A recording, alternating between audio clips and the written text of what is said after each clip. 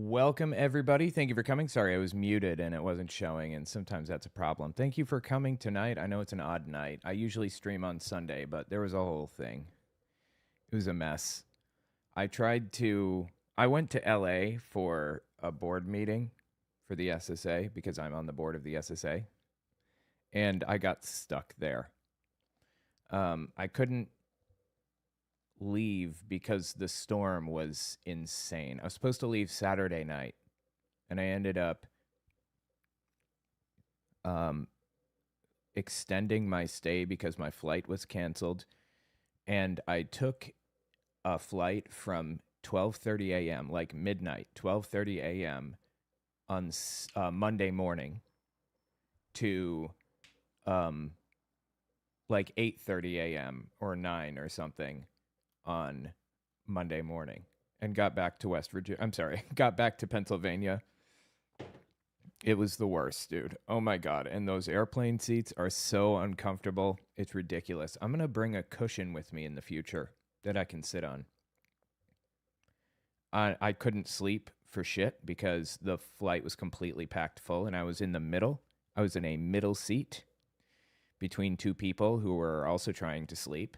And you know when you're not supposed to move because you don't want to disturb people, that's when you become the itchiest. You know, you've got an itch on your back, your leg itches, you got to move around and everything. So yeah, was not fun. But I made it. I finally got back. I think we had a foot of snow is what it was. 8 inches, 8 to 12 inches, somewhere in there. Crazy. My brother, I guess, had a tree fall on his house and like bust in his roof, and is just like dripping water and ice and everything into his living room. So that's wild. Anyway, when I got back, the cat's trying to get in. When I got back, I hadn't slept for 24 hours, basically. So I slept from, I think I slept like 2 or 3 hours when I got back, or somewhere in there. Otherwise, I had been up for 36 hours before I finally got to sleep. So it was a wild trip. And that's why I didn't stream yesterday, because I didn't sleep. And I want to bring my best. So anyway, let's bring it, shall we? Let's talk about some things. You feel bad about... What are we going to talk about first? There's so much to say.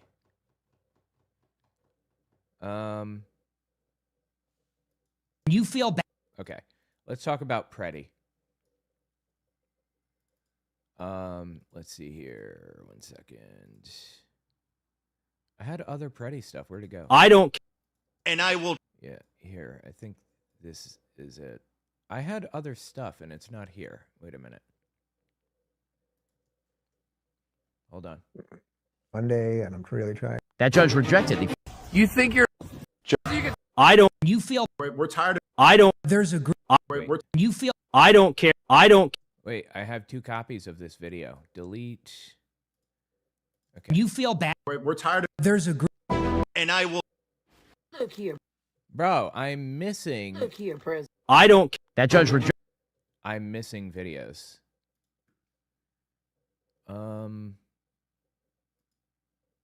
Let's talk about Dave Rubin first, actually. I wanted to hit him and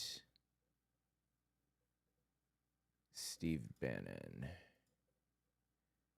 That'll work. All right, let's talk about this.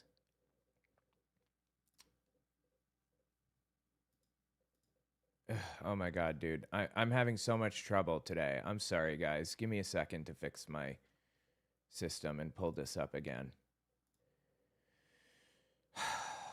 Tabs. You feel bad... All right. Open the Fuentes video. Open Bannon. These are all out of order. I thought I fixed this, but apparently not. And Dave Rubin. Let's look at these. All right. Dave Rubin had the most psychotic take I think I've heard in a while. As we know, Dave Rubin is a Zionist. Not saying it as an insult, I'm just describing his ideological beliefs. He is Jewish and supports Israel to the bitter end, no matter what. And he had this to say about Anne Frank. Monday, and I'm really trying not to curse. All right. Trying not to curse. Okay. Turned up some. Anne Frank.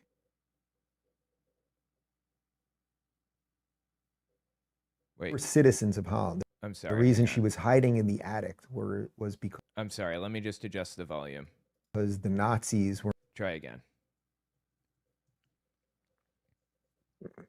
Monday, and I'm really trying not to curse. All right. Anne Frank and the Frank family were citizens of Holland, right? They were citizens of Holland. The reason she was hiding in the attic was because the Nazis were in an occupation of their country and they were coming specifically to kill the Jews. That's a basic two-sentence history lesson for you, Tim Walls. When he says there are children hiding in their attics right now, who is he talking about? Now, first off, are there children hiding in attics in Minnesota right now? Is that possible? I suppose it is. Okay, why is that happening, Dave? Because there are masked people, unidentifiable and unaccountable, literally murdering people, literally executing them in the streets, okay? That's why people are hiding. And he says Anne Frank was a citizen of Holland. That's very different from the situation that we have here. No, it's not different. I'm sorry. It's identical, okay? Somebody doesn't like you for one reason or another because they think you're part of a cabal, because you don't belong here, or whatever. It doesn't matter what reason people have to not want you here. If there are masked, unaccountable extremist nutcases roving through the streets looking for you to do what with? Kill? Send to a facility where you'll never be seen again? What? I don't know. It's completely reasonable to fear for your life and hide in an attic. I said this 6 months ago. It's time to start hiding people. And it sounds like that's what's happening. People are hiding. And Dave Rubin, being completely oblivious to the connection between the two, makes excuses for the Nazis this time around. Okay, they're not going to accept you, Dave. They're not going to accept you. They don't fucking like you. When are you going to pick up on that? Minnesota right now. Is that possible? I suppose it is. So you acknowledge that people are doing exactly what Anne Frank did for fear of their lives. There might be an illegal child who is hiding in an attic right now. Now, whose fault is that? Well, that likely is the fault of the parent who came. Whose fault is that? Whose fault is it that this literal child has to hide in an attic? The masked extremist nutcases roving through the streets. That's whose fault it is. Are you shitting me? Now, whose fault is it that Anne Frank was in that attic? It's really her fault and her parents' fault, right? Because they didn't get out of the Netherlands when they had the opportunity. They chose to stay. And if they had left, she would have been fine, right? It's identical logic. And to say illegal child, the words coming out of his mouth, dude, it's another level of insane. Here illegally, and you could say, well, that's also the fault of the Democrats and the Republicans for allowing these people in and all of those things. But at the end of the day, again, we're either a nation of laws or not. So he's making it up, right? So why am I even bothering? He's making it up. To give him enough credit here. But there is no legal citizen of the United States who has their kid hiding in an attic, right? Okay, first of all, that's not true. Second, why does it matter? Why are you putting this legal, illegal distinction on it. They are human beings. They dehumanized people in Germany too. That was the whole problem. They weren't viewed as humans. Are you shitting me with this? This is insane. No legal citizen of the United States who has their kid hiding in an attic right now, evading ICE, because ICE is not looking for legal citizens. So Dave Rubin believes that it's okay that people are going through what Anne Frank went through. He says it was wrong then. It's not wrong now. Now, if you're unaware of what's happening, there's just an insane firestorm happening at the moment because Alex Pretti was executed on the street. Like, gun pulled out, put to his head, pulled the trigger for no fucking reason. That's why people are hiding, because that type of shit is happening. And Nick Fuentes responds to Alex Pretti and Renee Good and, the other people who have died at the hands of ICE. It's been others, but they just didn't make the news the same way. You feel bad about this race traitor? Alex Pretti, race traitor, he says. That's what they are. You feel bad about this lesbian poet?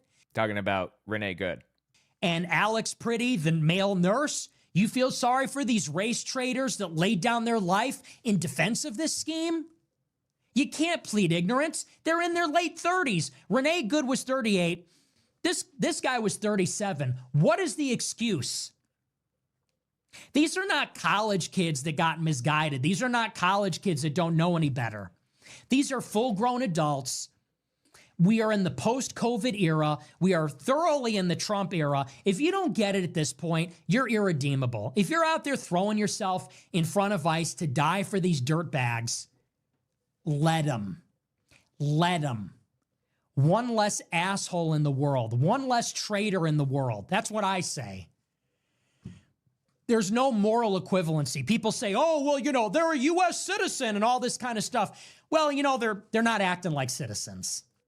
Absolutely insane, dude. Absolutely insane. To excuse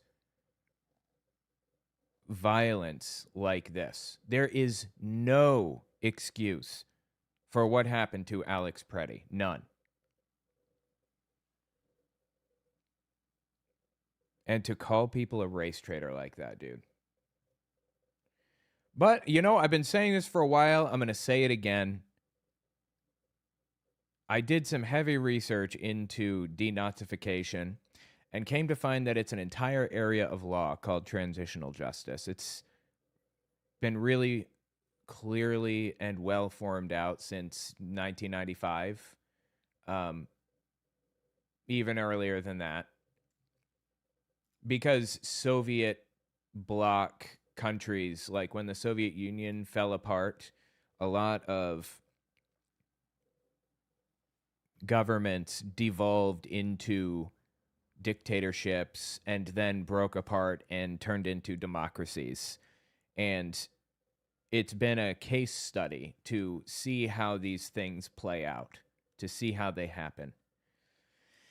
And that area of study is called transitional justice. And here's the bottom line with it. When dictatorships turn to democracy again, it usually happens in phases. And guerrilla warfare or civil war are almost never the answer. It's extremely uncommon that the people can take the government back by violent means. And that's why you don't see it very often, at least in part. The real way to do it is political activism, is protest. And we're doing that, and we are winning right now.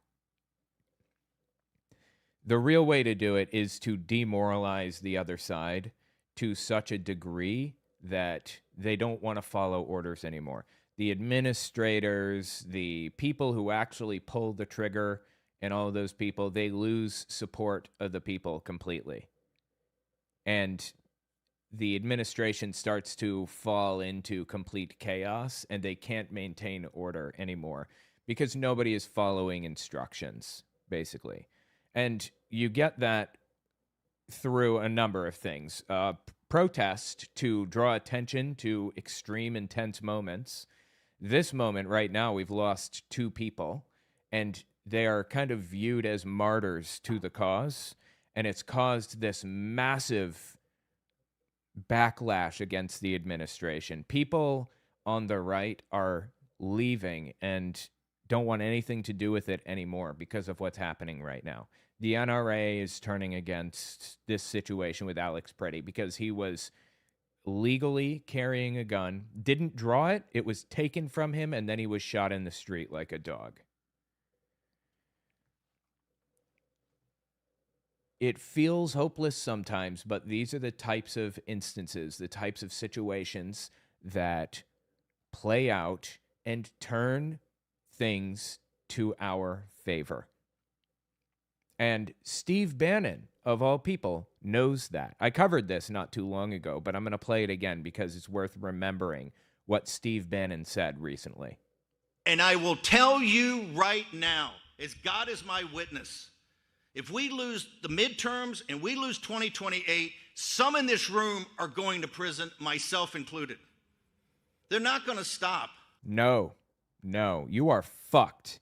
You are all fucked. Every last one of you. You are all going to prison. And I know that's a tall claim.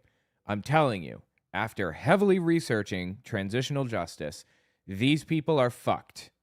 Okay, this is just how it works. Why is this moment different than any other?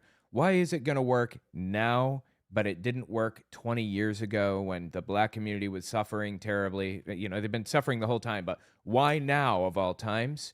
Because there's sustained political awareness and activism, as evidenced by the No Kings protests, as evidenced by the hands-off protests. Not only did they maintain their same size between protests, but they grew. The protests got larger. When that type of thing happens, we are teetering on the edge of dictatorship and democracy. When that happens, you can bet democracy is going to take control again. They're getting more and more and more radical. And we have to counter that. And what do we have to counter it with? We have to counter it with more action, more intense action, more urgency. Okay. Keep doing it. Keep working on it. See how that plays out for you, Steve. Every last one of these people are fucked. I'm telling you. I'm not saying this to make you feel better. I'm not saying it to try to cope with the situation. I've read so much about this subject in the past few weeks, you don't even know. This is how it plays out. They are fucked.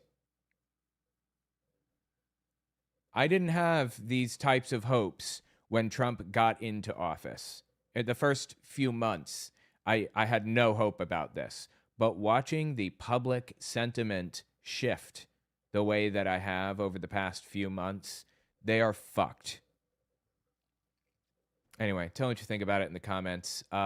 Just give it some time. Give it some time. We will see what happens. Okay, let's see here. 1 second.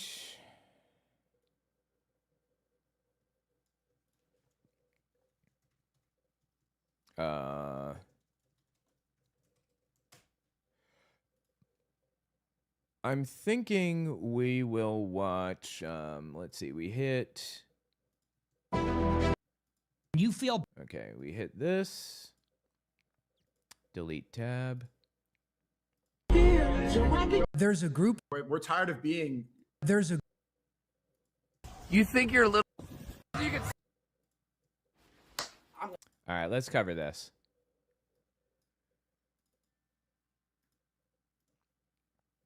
Hold on. The woman you see on screen is named Maisha Newton. She's the niece, daughter, granddaughter of the founder of the Black Panther Party, Huey Newton. No, it's the niece, yes. The niece of Huey Newton. Just listen to what she had to say here. I'm going to try to make this video as calmly as possible. My name is Maisha Newton. My father's name was Walter Newton. He was the brother of Huey Percy Newton, who started the Black Panther Party in Oakland, California. Okay? My handle name is Maisha 415 Newton. I got birth certificate, paperwork, and a whole bunch of Newtons who are ready to listen. This goes out to the Black Panther Party, the new United Black Panther Party, whoever's out there protesting with these Somalians. I'm about to get a cease and desist order against you, and I'm about to sue you. Yeah, she's MAGA. The founder of the Black Panther Party's niece is MAGA. Because you guys are... You are not going to defame my uncle's name like that. We're not doing that. See you in court, bitches.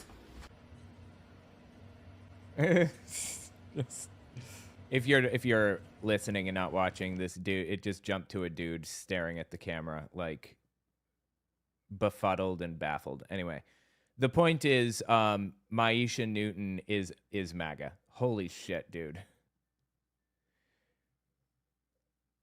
The Black Panther Party was a reaction to serious oppression happening in the black community. And we don't even realize this a lot of the time as white people, but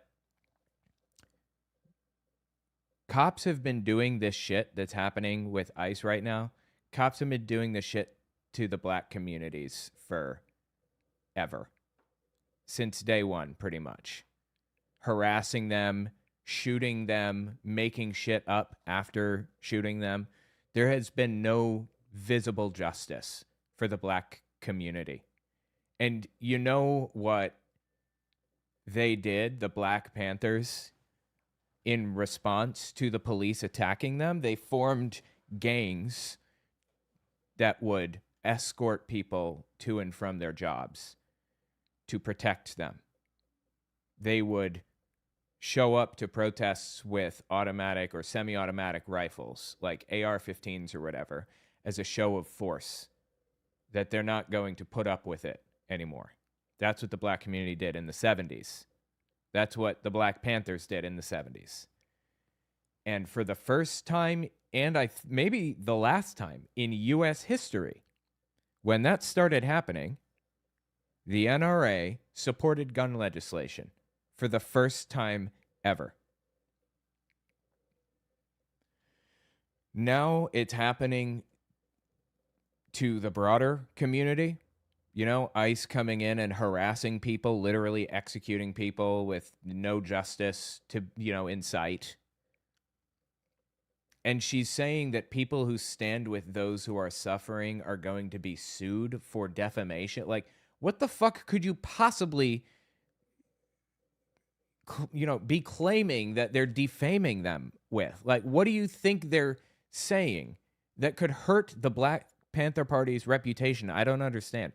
And now she's wearing a Trump 2024 hat with stupid fucking orange hair poking out the top. Look here, President Trump. You got two kind of people that are around you, not your enemy, not your people, not our people. I'm talking about the other people, okay?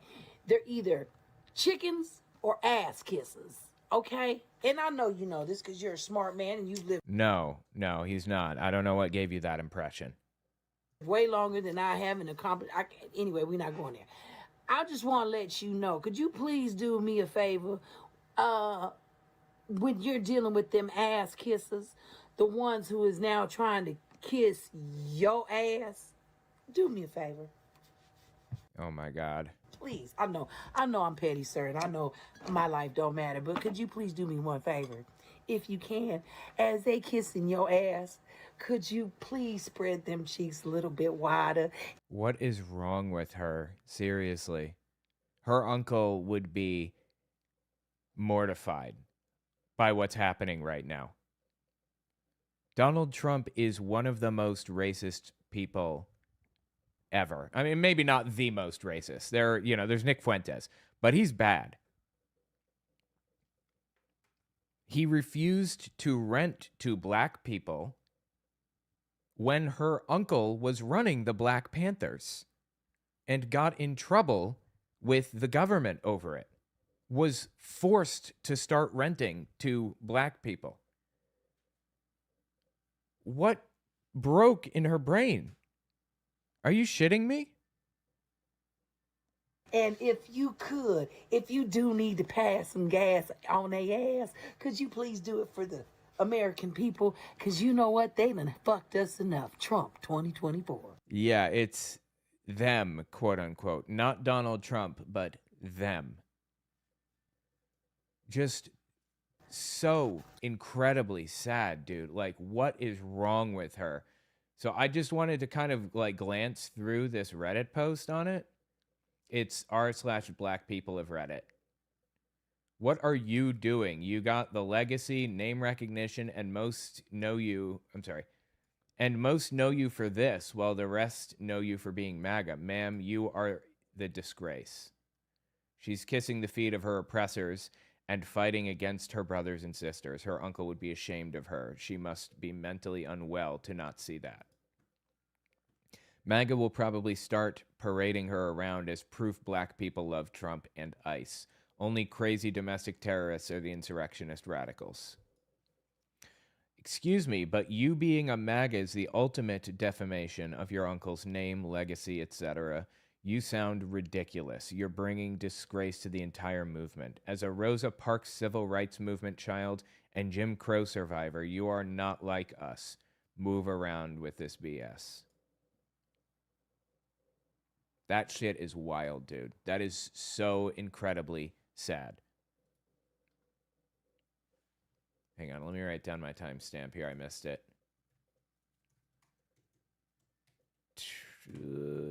I'm not sure how long I've been going on this one. Let me just scroll down here. Lamau, anyway, pay her no mind. She looks like a tweaker. I'm sure her uncle is ashamed. Maisha, take a nap. Nobody cares about your MAGA money grab. White person here. How does this happen? The past decade should have rid me once and for all of any Pollyanna notion that humans are rational actors, but still, how does this happen? She's picking status over dignity. Soon she'll have a fondness for PBR, catfish noodling. I don't know what that is. And the unshakable urge to live in the hollers of the southern states. At that point, the transformation into a hillbilly will be complete, right? Lack of mental health and addiction recovery resources is my guess. She can thank the other Alzheimer's in chief for that. Sounds like she's searching for a new grift. Imagine trying to Nepo baby civil rights protests. She has the nerve to say that with cornrows on her head. Girl, sit down. Wow. Sounds like she's upset that she couldn't profit off the name and now it's being used for a righteous cause. Traitor.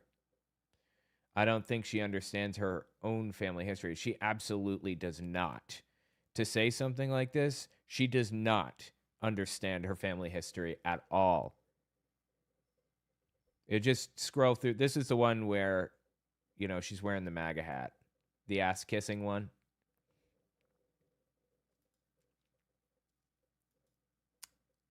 Tokens get spent. Tokens are being refunded in 2025 to 2026. Just ask Vivek and Black MAGA. What is up with some of these descendants of civil rights activists? What do they get out of going so far away from what their ancestors established? Attention. They desperately seek attention. I don't think that's it. Honestly, I really don't. Because she's not really getting attention. Certainly not positive attention, right? I don't think it's about attention with some of these people. Or money. I really don't think it's about attention or money, as this person says. Attention and money. People don't realize a lot of his supporters are paid to support him. I don't think that's true. I really don't know what it is. I mean, just plain brainwashing, right? It must just be basic, plain brainwashing. What the freaking hell? If there's a life after death, then Brother Huey must be spinning. SMFH. I bet Huey on the other side, like, she's not my niece nor family. She's just a damn fool that shares my brother's DNA. They fought so hard, this family, like, dedicated their lives to political activism, and many of these people lost their lives in the process, like MLK Jr.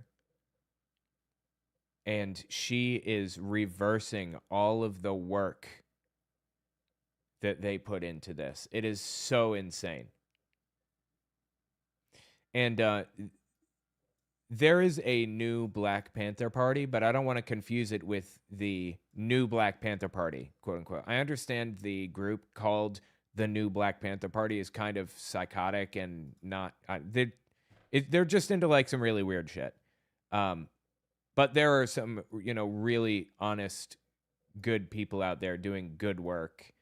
And I think part of that good work is walking around open carrying at protests to show them that they aren't afraid.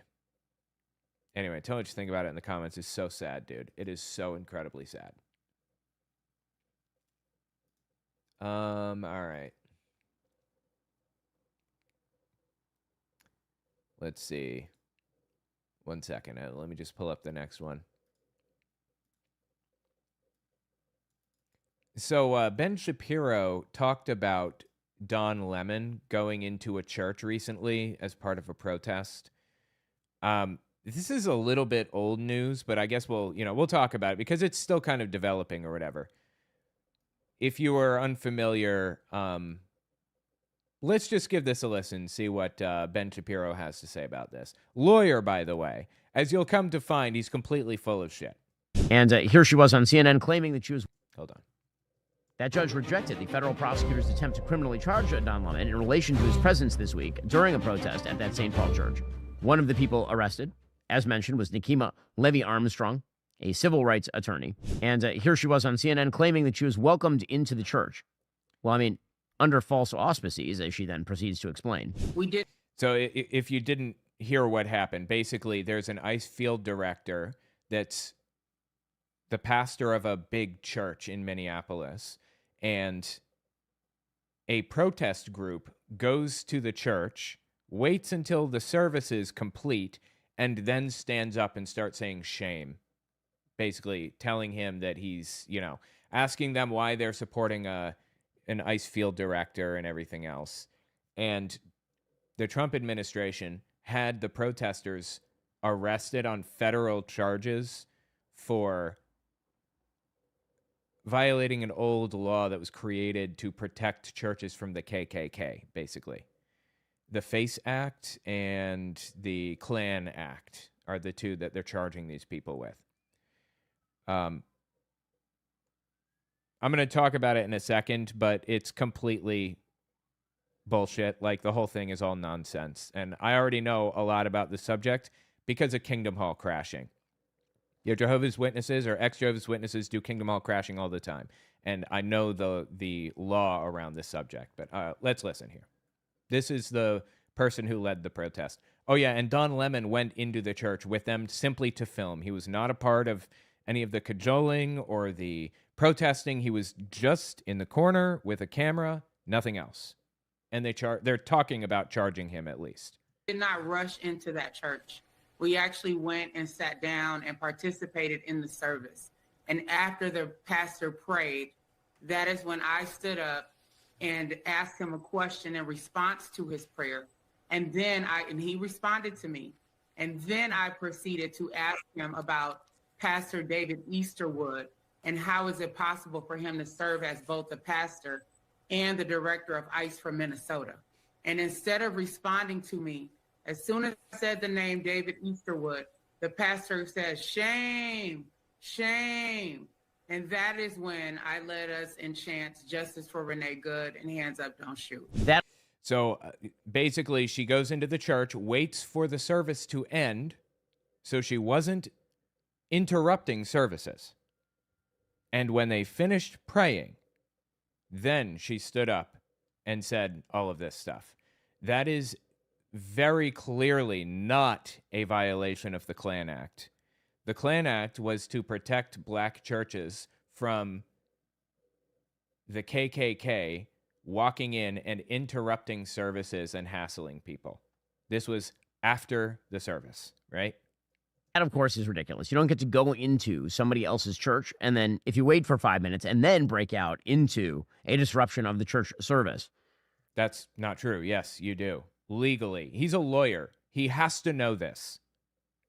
It's an open invitation to anybody. It's not a public space. It's a private space with an open invitation, which puts it into a special category. Again, Jehovah's Witnesses deal with this too because of Kingdom Hall crashers going in. Once they revoke your invitation, you have to leave. And if you refuse to leave, then you can be charged with trespassing, and it's, like a slap on the wrist, like a $1,000 fine, I think, usually. If they make an example out of you, they can sentence you to like 6 months, probably suspended, like on probation, but that never happens. The vast majority of these cases don't even go to trial. They don't even plea out. They drop them. The vast majority of the time. And Ben Shapiro, as a lawyer, must know that. He must. Call that permission to enter the church. That is not right. Yes, it is. Yes, it is. That is exactly what it is. It was permission to enter the church. It was an open invitation. If you go into somebody's house claiming that you are, for example, a carpet salesperson and you want to check out the house, and the person invites you in, you proceed to steal all the crockery. Is that what they did? They stole a bunch of shit? What is crockery? I have never heard that word in my life. They stole shit? No, they walked in and waited for services to complete and then protested them. That's not stealing a bunch of shit. And entering under false pretense is completely irrelevant. Well, it turns out they didn't invite you in the house to steal the crockery. That is a ridiculous argument, and that one is not going to hold up in court. Now, one of the people that the DOJ wanted to charge was Don Lemon, the former CNN talking head and host. So I understand he was not charged. Don Lemon, and again, I know Don. Don is he is a character, to say the very least. Well, Don had pretty clearly, allegedly coordinated with this group to be there. How else would he know to be there? He wasn't just attending a random church. Well, he explained that he basically showed up to a parking lot and saw these people gathering and went up to them and said, "What's the plan?" And they said, "We're going to go do this thing." And he said, "Can I come along and film it?" And they said, "Sure." So he went with them. Like, it wasn't like he was not conspiring with them or whatever other bullshit. He just saw them in a parking lot. Welcome, Nerico. Thanks for coming. In St. Paul on that day. That is not what was happening. Well, he showed up, and a judge in Minnesota was handed an indictment for him and rejected the indictment. That judge rejected the federal prosecutor's attempt to criminally charge Don Lemon in relation to his presence this week during a protest at that St. Paul church.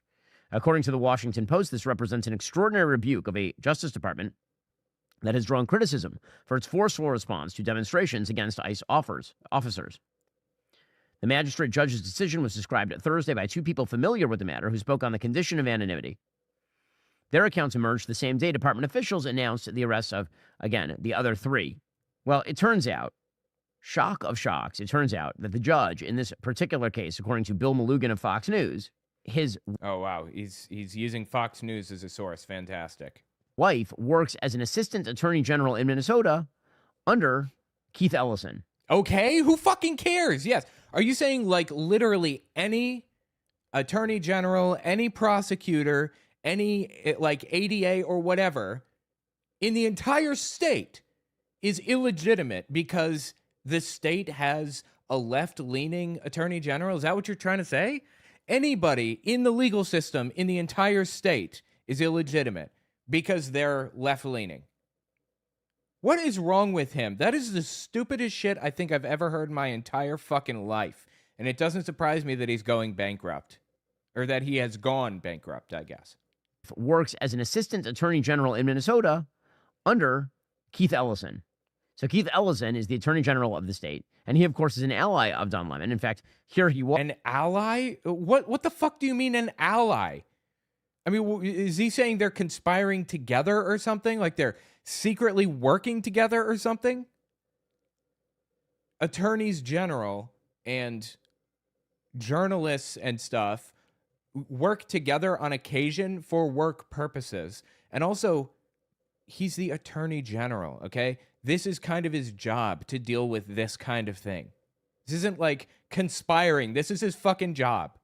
Was over the course of the last 24 hours, joining Don Lemon's show to explain why Don Lemon didn't do anything wrong. This is, I mean, look, it's a wild stretch and inappropriate. And the FACE Act, by the way, is designed to protect the rights of people seeking their reproductive rights to be protected, and so that people, for a religious reason, cannot just use religion to break into women's reproductive health centers. Right. The FACE Act is written specifically to protect people trying to go to abortion clinics or Planned Parenthood or whatever. It's not just abortion. You can't block entryways to Planned Parenthood. You can't block entrances and prevent people from entering a church. That would be a violation of the FACE Act. That's not what happened. They walked into the church and sat down and waited for it to finish, and then they stood up and started questioning them. How is this related to the FACE Act or the Klan Act in any way? Right. So, I feel like the federal government is setting out to fuck people's lives completely, and an entire wing of the media is supporting this insanity, this ass-backward, insane nonsense. So how they are stretching either of these laws to apply to people who protested in a church over the behavior or the perceived behavior of a religious leader is beyond me. But they don't mind stretching these days. Okay, well, it's not actually a stretch. Now, Keith Ellison is out there telling Don Lemon, quote, people have a right to lift up their voices and make their peace, and none of us are immune from the voice of the public. And then he said, chanting cannot be a crime. It's freedom of expression. Yes, that's correct. However, he was in a private space, so when asked to leave, they should leave. Simple as that. This isn't a federal issue. This is a state issue at best. The FACE Act and the Klan Act were not violated. It has nothing to do with the federal government. Well, actually, not so much. Not so much. It turns out that the FACE Act explicitly talks about the attempts to disrupt church services. No, it doesn't. He's lying. This is a lie. Ben Shapiro is flat out, bald-faced fucking lying to your face, knowingly, intentionally. Or he's dumb as dog shit. I'm not sure which one it is. He's the stupidest, most incompetent fucking moron of a lawyer on the face of planet Earth, or he's lying to you. Which one? Who knows? Both? It says you can't block entrances to Planned Parenthood or, reproductive centers or churches.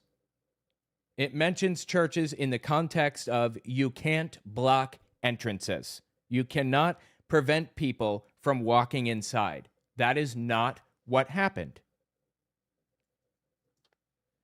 It explicitly protects religious freedom. No, it doesn't. It prevents people from blocking entrances.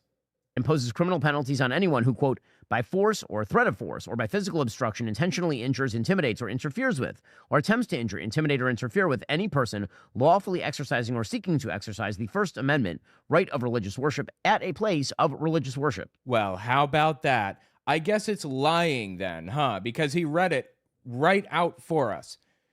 It's not dumb as dog shit. Maybe it still is dumb as dog shit, but this is knowing and intentional. This is a knowing, intentional, bald-faced lie. It said obstructing entry into the church. Had nothing to do with protesting in a church or whatever. That is what it is. That's legitimately what the law was designed to do. Why? Well, because it was essentially a trade. This was a bipartisan bill signed into law in 1994. On the one hand, Democrats were saying that they wanted to protect abortion clinics from people who are obstructing the entrances. And Republicans said, we're not going to vote for that unless you also vote that you're not allowed to disrupt church services. So yes, part of the FACE Act is preventing this sort of stuff. I don't know if that's true. It wouldn't surprise me, but we've just listened to the dude bald-faced fucking lie to us. So be suspicious of everything he says. Pretty clearly. But that's what Keith Ellison is all about. Again, it is not about the impartial administration of law. And so there's something a little bit problematic about the fact that the wife of the judge who's protecting Don Lemon works for Keith Ellison. Why the fuck? I don't understand. Again, I'm so fucking lost. What does that have to do with literally anything? Why the fuck do I care about that? I'm trying to piece it together here. Yes, okay, the attorney general is like left-leaning. Obviously, it's a left-leaning governor. It's a left-leaning state. You trying to tell me that literally any adjudication, any decisions made by any judges, by any juries, or anybody anywhere in a left-wing state are illegitimate? Is that what you're saying? That's what it sounds like he's saying. Representative Tom Emmer, he says Keith Ellison needs a refresher course in law. This is true. But there's another thing he said, which is this behavior did not violate the First Amendment. This is what they do. They just go to talking points.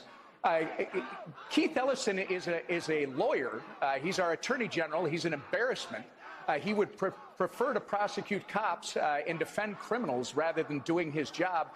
And by the way, when you suggest that interrupting a faith community while they're worshiping is No, it wasn't while they were worshiping. It was after they said their final prayer. I just want to make that real fucking clear. It was after their final prayer. They were not worshiping. And defend criminals rather than doing his job.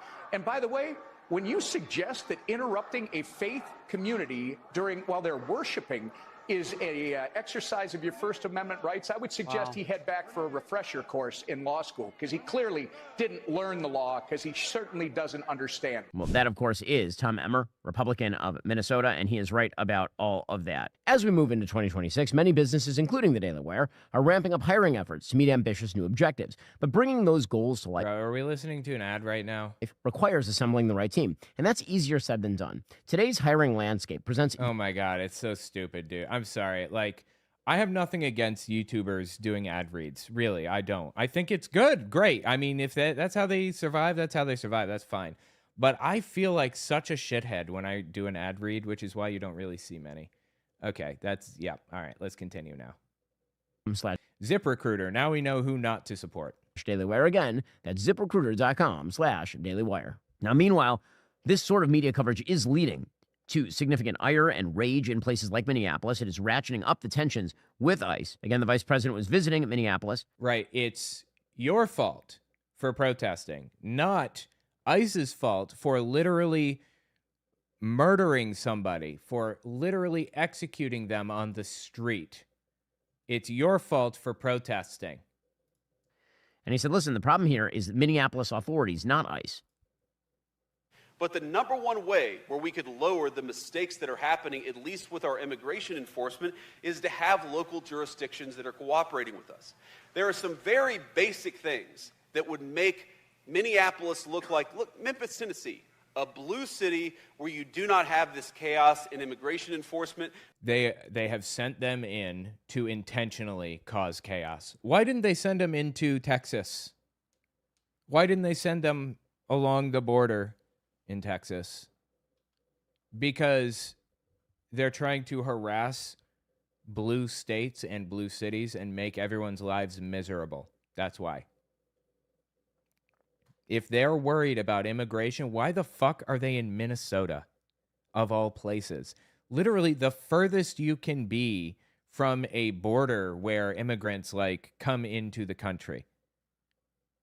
It's right in the center of the United States horizontally and at the very top vertically. Why are they there? To cause chaos. That's it. To cause chaos. To make people's lives miserable. To make them fear for their lives. Tennessee, a blue city where you do not have this chaos in immigration enforcement because the local police and the local authorities are cooperating with us. They're not, though. Like, basically no local authority. I mean, there's a limit to how much local authorities cooperate. And also, what does that have to do with literally murdering people by shooting them in the fucking head in the street? I'm lost. So when you look at Memphis, Tennessee, or Austin, Texas, or any other community virtually across the United States of America, and you don't see the same level of chaos in Minneapolis, the natural conclusion is that it's not what ICE is doing in Minneapolis, it's what Minneapolis authorities are doing to prevent ICE from doing their jobs. What a piece of shit, dude. When did this video come out anyway? I'm not actually sure. It was recent, but I'm not sure if it was before or after Alex Pretti died. We spoke out about your... Hold on, let me see.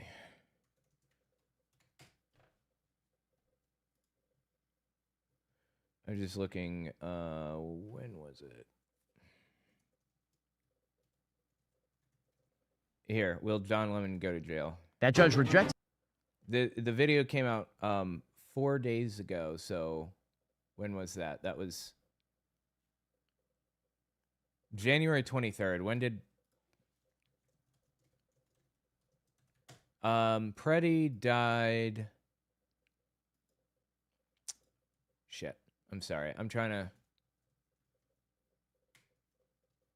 to find out like when this came out exactly in relation to. Okay, so it was January 25th. So this came out 2 days before Alex Pretti died, basically. And that's exactly what's happening. And Vance, of course, is right about this, too. I mean, the fact is that if local authorities were, in fact, working hand in glove with DHS, things would go a lot smoother. Vance also pointed... Well, why the fuck do you... I mean, this isn't true. They, there's some pushback. There's some resistance. But I think, by and large, local municipalities are working with ICE. I mean, they don't really have much of a choice. But I don't understand how this would affect the situation at all. You're telling me that if they were allowed to set up shop at the police precinct, then they wouldn't be walking around the streets shooting people in the fucking head? Like, I don't understand what the logic is here. I'm trying to figure it out. That protest does not mean assault. That if you're going to protest ICE agents, that does not mean that you can obstruct federal law or go after the ICE agents physically or threaten them. A lot of these guys are unable to do their jobs without being harassed, without being doxxed, and sometimes without being assaulted. That's totally... You can't be doxxed as a federal agent. You could have like your address posted on the internet and some personal information, certainly, but you're a public servant and your name and face should be out there in a database easily searched. I can't dox Donald Trump by saying Donald Trump is the president. That's not doxing Donald Trump because he's the fucking president and we should know who the fucking president is, right? And it goes for every federal employee all the way down the chain. You should be able to just look up who the county clerk is or whatever. It's not doxing the county clerk to reveal who the county clerk is. That we have to have accountability in our government officials. And there is none by design right now. Totally unacceptable. And that's one of the things that I want to send a message to is, yes, come out and protest me, protest our immigration policy, but do it peacefully. If you assault a law enforcement officer, the Trump administration and the Department of Justice is going to prosecute you to the fullest extent of the law. Okay, first of all, this is before Alex Pretti, so that's not who he's talking about. But Alex Pretti did not do that. Second, neither did Renee Good. She was turning her car clear as day, and the dude didn't get run over, so he really wasn't in danger of being run over in the first place. Also, he'd been on the force for like 10 years, and everybody knows you don't walk in front of a fucking car. Everybody knows that on the force. This is day one, okay? When somebody is doing a traffic stop, you walk around the vehicle, not in front of it, ever. When I stop at the mall to drop my kid off, she walks behind the car, not in front of the car. That's how it works. Everybody knows that. Okay, this is on ICE. And I wanted to show some support for these guys. The mayor of Minneapolis, Jacob Fry, also came out and suggested that it was absolutely terrible, awful, in fact, for the Trump DOJ to indict people who are disrupting church services and entering churches without permission in order to do that. No, they had permission. It was blanket permission to go into the church. That's an important distinction to be made. Jacob Frey tweeted, quote, "This is a gross abuse of power. The federal government is picking and choosing who to investigate, going after protesters, and not the person who shot and killed one of our neighbors. I'm calling for Nekima to be released immediately." Well, I mean, good for him. And I declare bankruptcy like Michael Scott. No, you don't, actually. You declare bankruptcy in a court of law, as a matter of fact. I don't know if you guys knew this. The Daily Wire is fucked right now.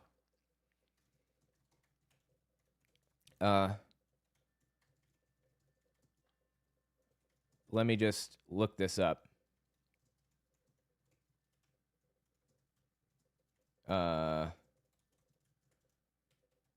Let's see. Give me a second here. Hold on.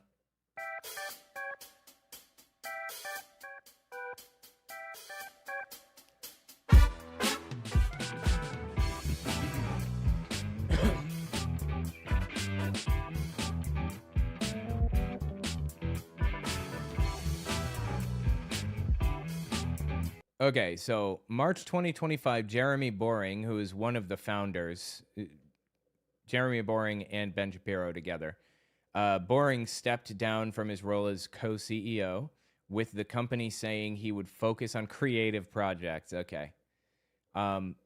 Caleb Robinson took over as full-time CEO. The company hired a bankruptcy lawyer. Jeremy Boring stepped down from his leadership role, and multiple departments faced layoffs, with the streaming division hit hardest.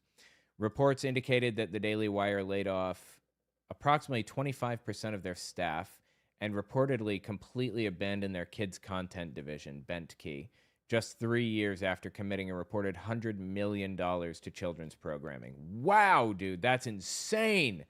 The company's communications chief, Alyssa Cordova, also quietly exited around the same time. The drama and speculation of it, as one commentator put it, if there's one thing people in the fractious world of right-wing digital media can agree on, it's that there's a backstory here we aren't getting. This is on the Bulwark. There were rumors of a falling out between Shapiro and Boring, and even rumors of a clandestine acquisition by News Corp, which the company denied. Adding to the company's decline is the departure of high-profile talent like Candace Owens and Brett Cooper. The company's response. Ben Shapiro publicly stated that rumors of serious financial trouble are BS, asserting that the company is healthy, growing, and thriving with extremely big moves planned. Bro, they can lie to your fucking face with absolutely no shame, can't they? They literally laid off 25% of their staff, and their CEO resigned, and so did their communications chief. And they have the Apple bag to come out here and say the company is healthy, growing, and thriving. Are you for real? You know, that and $5 will buy you a pretty mediocre cup of coffee. I don't know. $5 buys pretty good coffee, actually. But I know that when you're that filthy fucking rich, you're completely detached from reality and the price of literally anything. So it makes sense he would say such a thing. What is an expensive cup of coffee to Ben Shapiro? What, $10, $15, $20? But it is always incredible to see who the Minneapolis mayor will bow before and who he will instead allow to trample all over the law, including, of course, people who are attempting to violate the rights of others to worship freely in a church. That's not what happened. I'm not that sure, but you know what? Okay, anyway, Jesus Christ, dude. Like, every word out of his mouth was a fucking lie. And you can't tell me that he was just mistaken. He read the thing out for us. He knew he was lying, intentionally fabricating information with the intent to deceive others, it seems to me. Anyway, tell me what you think about it in the comments. What a scumbag, dude. All right, let me just write this timestamp down. All right.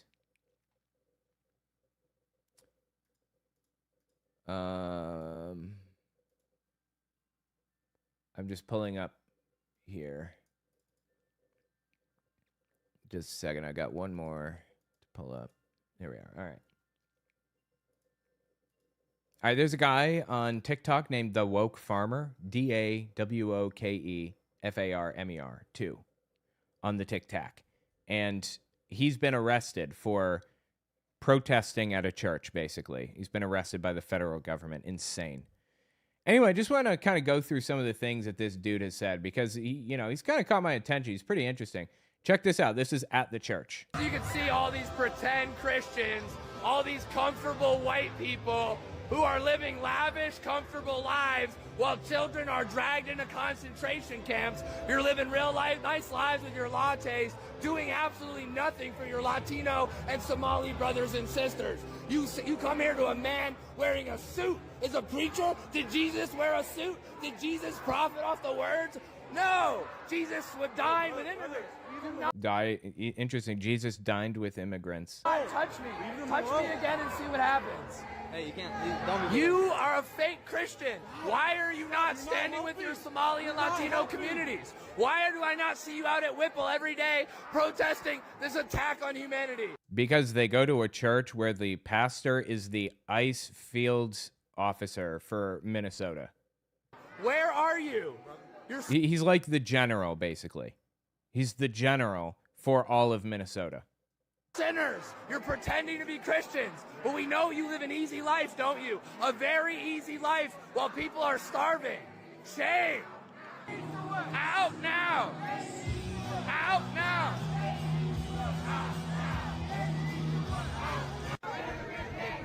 Living real Bro, this guy's windshield wiper is just fucked. He's gonna have to replace that shit. comfortable while the people starve. Living real comfortable while children are dragged into concentration camps. You're all living real comfortable, aren't you? Shame on you. Do something. Stand with the Somalis. Stand with the Latinos. Quit ignoring this injustice. He wears a suit and tie, and he hangs out with Kristi Noem. How is that a Christian? You're supposed to accept all immigrants, are you not? Why are you not going down to Whipple and joining us in protest against this inhumanity? You claim to be a Christian, act like one.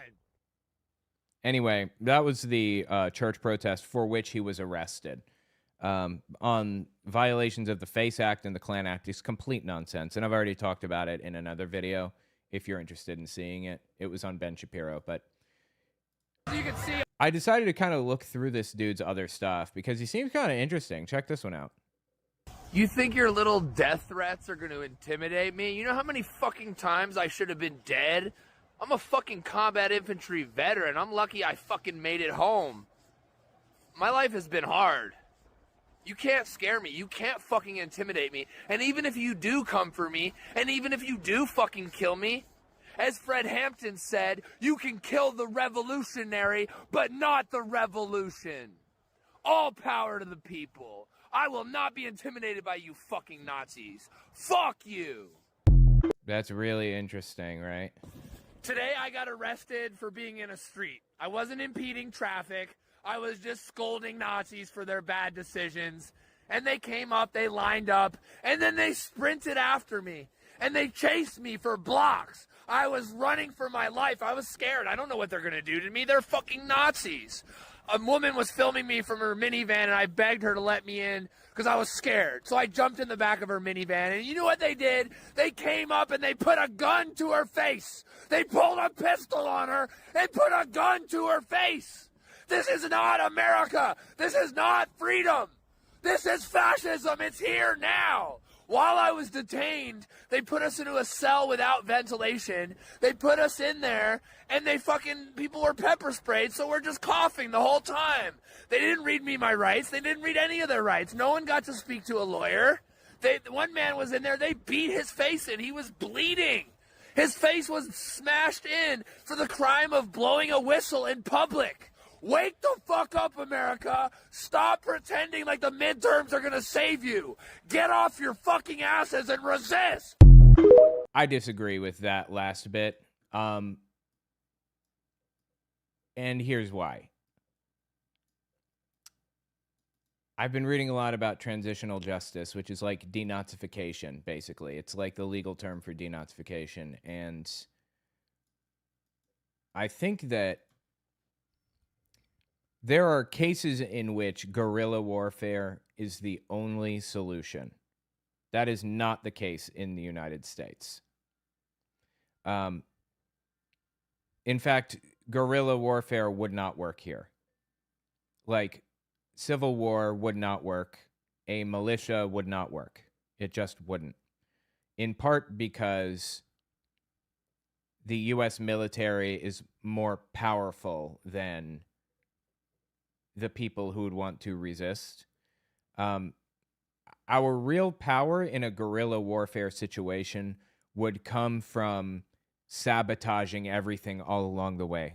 Not like administrators stop administrating, people stop cooperating with anything, general strikes and things like that. And we can do that without guerrilla warfare. We can do that without physical violence. The vast majority of the time, violence is not actually the answer. And that's the case here as well. We are winning this political war right now, gloriously. And you can tell by the 2 No Kings protests, the fact that there was sustained political awareness. Not only did they bring the same number of people out to both protests, but they grew for the second No Kings protest. That's a big fucking deal. And an indication that a dictatorship is about to fall to democracy. And honestly, the Nazi era is not the best example of this. We have better examples like Eastern Europe after the Soviet Union fell. We can see like a billion examples of a ton of countries, dictatorships falling to democracy, and what happens after that, and how they get to that point. So right now, our best bet is to make people aware of what's happening. And every time a new martyr is born, it adds to our cause. Every time somebody dies in this process, Alex Pretti, Renee Good, and a ton of others, every time that happens, they become a martyr, and people's lives are negatively affected by this, and they become demoralized. The Nazi side is demoralized, by this. Or the people who would otherwise support MAGA, they're demoralized and they're less willing to cooperate with this stuff.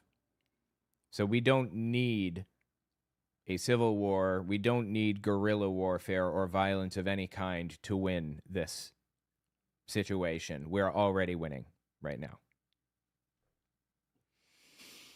Just give it some time, and I guarantee your tune will change at the midterms. Hang on, let's see. There was some other stuff. Church protest. The woke farmer. 2. I feel like that was way shorter than I intended it to be. There's a group. We're tired of. Hold on. Anyway, yeah, tell me what you think about it in the comments. I'm very confident that we are winning right now. All right, let me just write down the timestamp on that one, I guess. Let's see. 1:00 to 1:10.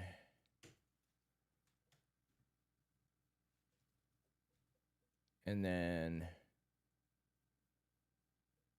let's listen to this Steve Bannon thing. I'm sorry, not Steve Bannon, to David Barton.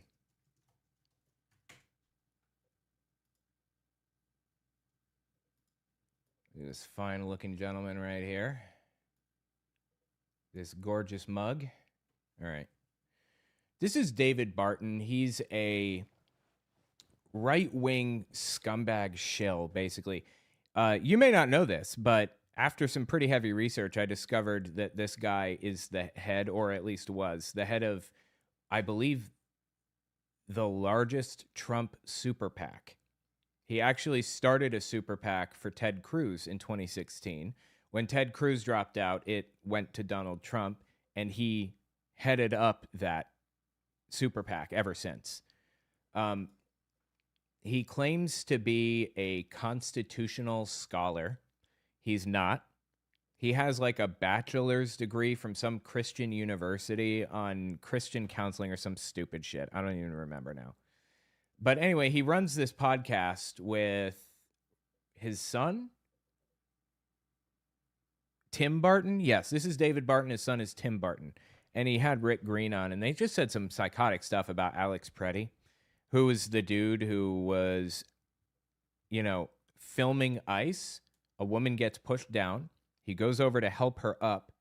ICE people walk over, push him to the ground, take the gun that he had, and then execute him in the streets after taking his gun, which wasn't even drawn. He wasn't even holding it. Now, David Barton is this big Second Amendment person who says people should be allowed to own nuclear weapons. Yes, he said that. They should be allowed to own nuclear fucking weapons. And suddenly, just like that, he's an anti-Second Amendment person. The moment that somebody has a gun that he doesn't fucking like, now he's anti-Second Amendment. He did this, whole podcast episode or whatever on how, I guess, the Second Amendment is bad now or whatever. I wanted to give it a listen. But just so you have some context for who he is, let me play that nuclear weapon thing. The greatest people killer of all has been government. Nothing has killed more people than government has killed.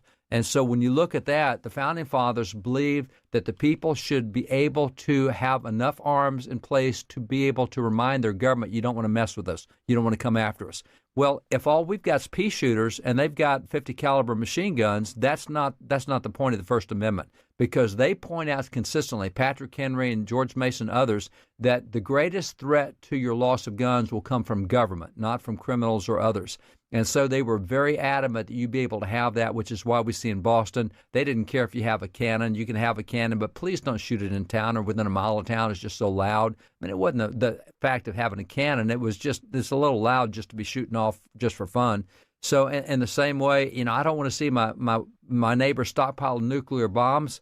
Yeah, I don't want to see it, but I don't care if he has one, because he should have the same rights. But you're saying, well, I don't think private citizens should have nuclear weapons. But if you've been trained with responsibility and morality and the concept of when and where you use them, the Founding Fathers are trained extensively in the concept of defensive warfare. You don't start anything. Now, if somebody else starts it, you can take it on, but you don't start it. I don't care if my neighbor has a nuclear weapon as long as he has that defensive concept that he will never use that unless it's being used against him. Hey, dumbass, that's the fucking point. You don't know who's going to have this concept of quote-unquote defensive blah, blah, blah, whatever. Really what he's saying with that clip is, if you're a Christian, you're trustworthy. So Christians should be allowed to own nuclear weapons because they are trustworthy by default. Now, you can point out, there are a ton of priests who've taken advantage of kids. Now, how do you answer for that? And he would say, they're not true Christians. That's the fucking point, okay? Anyway, so David Barton thinks that people should have nuclear weapons because they should be able to take on a tyrannical government. Isn't it interesting how these people who stockpile weapons aren't taking on a tyrannical government? Huh. And this whole time, they've been saying, you're going to be thanking us for all those dead kids in schools once the government turns tyrannical. So not only do we have a bunch of dead kids in schools, but we also have nobody to fight against a tyrannical government. Fantastic. Because it was never about that, obviously. Now, I've talked about this at length. I'm not going to get into it again, but guerrilla warfare or civil war or whatever are not going to work. They're not going to work in our situation. In some situations, they might, not in this one. The reason guerrilla warfare would work in any other situation is because it demoralizes the enemy and makes them feel like they can't administrate properly because nobody is listening to them. There's chaos. There's no way to handle the situation. And we can do that without guerrilla warfare. And in fact, we are. We are winning right now in this political war that we're fighting. We just have to keep it up. We have to keep raising political awareness. We have to keep voting. We have to keep protesting and fighting any way we possibly can. But violence isn't actually the answer in this situation. Again, in some it is, but not now. Not here, not in the U.S. Anyway, I wanted to listen to this David Barton video where he talks about the Alex Pretti stuff, I believe. Hold on.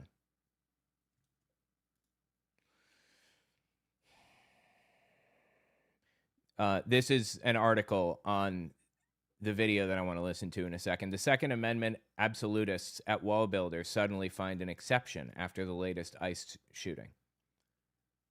For years, the trio of Christian nationalist pseudo-historians at wall builders have been radical Second Amendment absolutists, with founder David Barton asserting over and over again that the Constitution protects not just an individual right to own guns, but that this places absolutely no limitation on an individual's rights to own whatever you can get your hands on, including tanks, fighter jets, and even nuclear weapons.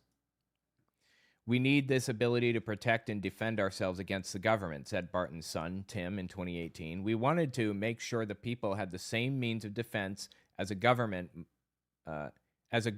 might have offensive weapons. So we need the same level of weapons to defend ourselves as we're going to be attacked with, because, God, this dude speaks like an idiot. Going to be attacked with because we didn't want to disadvantage the people from being able to defend themselves against a tyrannical government. Again, that's just not how it works. Like, we have a billion examples, especially after the Soviet Union fell. Dictatorships crumbled and turned into democracies and then backslid into dictatorships again, back and forth. And this just is not, like, this is just imaginary. Like, his perception of the world is not how anything actually works or how it actually plays out in real life. The entire premise of Green's course is that all Americans should be carrying weapons everywhere at all times and be trained and prepared to protect themselves and others, especially from the tyranny of the government. Interesting. Trained, you say? Well, why don't they, like, back up a mandatory training course to get a gun, like a licensing program then? If they want people trained, you'd think that they'd stand for a licensing program.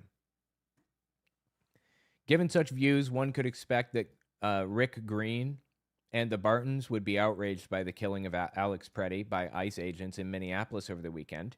Pretti, who was filming ICE agents during an operation, was legally carrying a weapon in a holster when he was confronted by multiple ICE agents who shoved him to the ground and attempted to subdue him. During the scrum, one agent removed Pretti's weapon just seconds before another agent fired multiple shots into Pretti's back, killing him. On their radio program today, Green and the Bartons blamed Pretti for his own death. So let's give this a listen and see what they had to say for themselves. Historical and constitutional perspective, and just to show you how good we are at wall builders, we can do this while frozen. Now, I know all you people outside of Texas, you think we're wimps here because it gets below freezing and we freak out and everybody stays home. But 18 degrees is not Texas. I think you guys have 9 degrees where you are in Jacksboro and Aledo and all these northern Texas places. But down here, you know, practically close to the border in Fredericksburg, okay, it's 3 hours away, but still, you know, if it gets below freezing, it's freezing. Anyway, Texas is surviving. It's our second Ice-Mageddon in 5 years, and we're doing better this time around.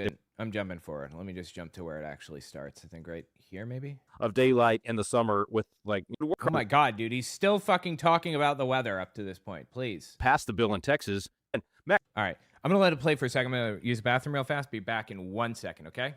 Cross is going to be talking about 10 Commandments. Of course, you guys went down and helped pass the bill in Texas for 10 Commandments and other states and Bible in schools. I mean, all these great victories that really we're just returning to what made the country great in the first place. This is not new stuff. We're just getting back to the good stuff that made America great in the first place. Yeah, and I think, guys, especially with some of the unfoldings and happenings over the weekend, when we think about all of what's going on in Minnesota and another person that tried to interfere with a legal operation, that person was armed. Of course, the police engaged, discharged their weapons. The person was killed, and social media has kind of melted in many ways. With a lot of people going, oh my gosh, how could this, America, this nation, and we have no morals, and we're Christians, why aren't we crying out to this, et cetera, et cetera. I thought this is such a great point of why we have to move back to restoring that moral foundation, because what the founding fathers explained and understood from the beginning, when John Adams has the famous quote from that letter to the militia of Massachusetts, where he says that our Constitution was made only for a moral and religious people. Okay, I'm back. Sorry. Where was I? 404. Okay, let's try this. And Bible in schools. I mean, all these great victories that really we're just returning to what made the country great in the first place. This is not new stuff. We're just getting back to the good stuff that made America great in the first place. Yeah, and I think, guys, especially with some of the unfoldings and happenings over the weekend, when we think about, I'm assuming he's talking about Pretti. All of what's going on in Minnesota and another person that tried to interfere with a legal operation. That person was armed. He was not interfering. He was filming and protesting. That's different. Of course, the police engaged, discharged their weapons. The person was killed, and social media has kind of melted in many ways. With a lot of people going, oh my gosh, how could this, America, this nation, and we have no morals, and we're Christians, why aren't we crying out to this, et cetera, et cetera. I thought this is such a great point of why we have to move back to restoring that moral foundation. And what they mean by that is turn it into a Christian nationalist state. Because what the founding fathers explained and understood from the beginning, when John Adams has the famous quote from that letter to the militia of Massachusetts. Okay. John Adams was a complete piece of shit. He was fucking awful, and he was pretty much the only Christian nationalist nutcase among the founding fathers. And that's why they constantly bring out this same quote over and over again.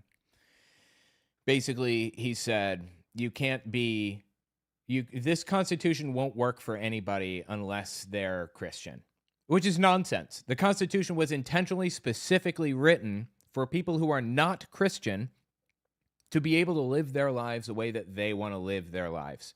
It's intentionally written to govern people of diverse backgrounds. And John Adams actually tried to put religious shit into the Constitution, and they continued wrinkling it up and throwing it away and starting over because they didn't want religious shit in the Constitution.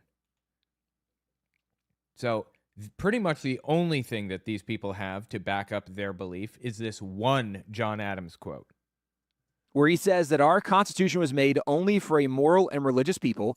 It is wholly inadequate to the government of any other, as he explains. Which is nonsense. That doesn't make any sense in the context of the Constitution. America will only remain and function as long as we have the morals that allow us to function as free members of a society. Well, he was wrong. Once we lose that moral foundation that allows us to function, we will no longer be able to operate the way that the founding fathers envisioned, et cetera, which, kind of a side note on that, it also reminds me of in the midst of the revolution when John Adams wrote Abigail, as he was just... Oh, she was a fucking nutcase too, his wife. Traveling like crazy, the sacrifices that he was making, not being with his family all the time on board ships or in meetings, and he writes back and is a little bit reminiscing, frustrated, not sure that people are fully appreciating the sacrifices being made. And this is when he kind of quips to Abigail that what he wants to tell people is posterity, you will never know how much it cost my generation to preserve your freedom. I hope you make good use of it, or I shall repent in heaven that I ever took half the means to what it, Dad, do you remember how the quote finishes? That I ever took half the means to preserve it, defend it, something. I'm saying it from memory, so I could look it up. And I assume this is Tim Barton. I guess his dad doesn't know the rest of the quote. Is it even a real quote? I'm tempted to say no. Like, these people are not real constitutional scholars. They pretend to be. They have no education in this field. They've done nothing but distort the reality of it. And quote the whole thing. It's enough for people to go find it. But the fact that he is acknowledging the incredible sacrifice, and if we don't make good use of it, we're going to lose it. And what allows us to preserve it is that religious moral foundation. As we are seeing all the things that go on, guys, it reiterates in my mind the dire necessity as we are seeing places, and we should celebrate, and we are, when in Fort Worth, the one of the top 20 largest. FYI, just an editing note, let's just cut out any of the boring, pointless shit that they say. Like, if it's not relevant to what we're talking about, we don't need it. Cities in the U.S., and actually the only one that is conservative of those top major cities, and they do an unveiling of the Ten Commandments. I got to be there and give a little speech for it as they're opening it. I mean, super cool. I love being a part of it.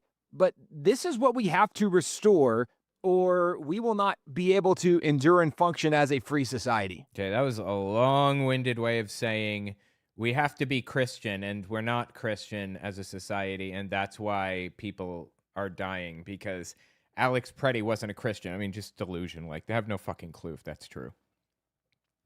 He wasn't a Christian, so he was out there protesting ICE, because a real Christian would join ICE, you see. Yeah, in fact, that quote, Tim, I can't remember how it ends either, but that is my wife, Kara. I think that's her favorite founding father quote. It is such a challenge to it, and we need to recognize that. And if we don't study these things, we won't know. I got to say something about Wall Builders and the radio program, and I hope this fits into the, not to think more highly of yourself than you ought, but to think soberly. And I don't think this is thinking more highly of us. I think it's thinking soberly. I think we do a pretty good job of being intellectually honest and being consistent. And you mentioned this thing in Minneapolis. We have always said, whether it was the BLM riots of 2020, whether it was January 6th at the Capitol, whether it was these things in Minneapolis, wherever it is, we have always consistently said, you don't fight law enforcement. You don't go in and... Really? You said that for January 6th? Okay. Come on, dude. Give it a fucking rest. He supported the January 6th people to the death, dude. And Donald Trump ran on pardoning the January 6th, the violent rioters. And they still voted for his ass. I don't want to hear it. Give it a fucking rest, bro. And this wasn't a riot, by the way. Alex Pretti was simply trying to help a woman stand up who had been pushed by ICE.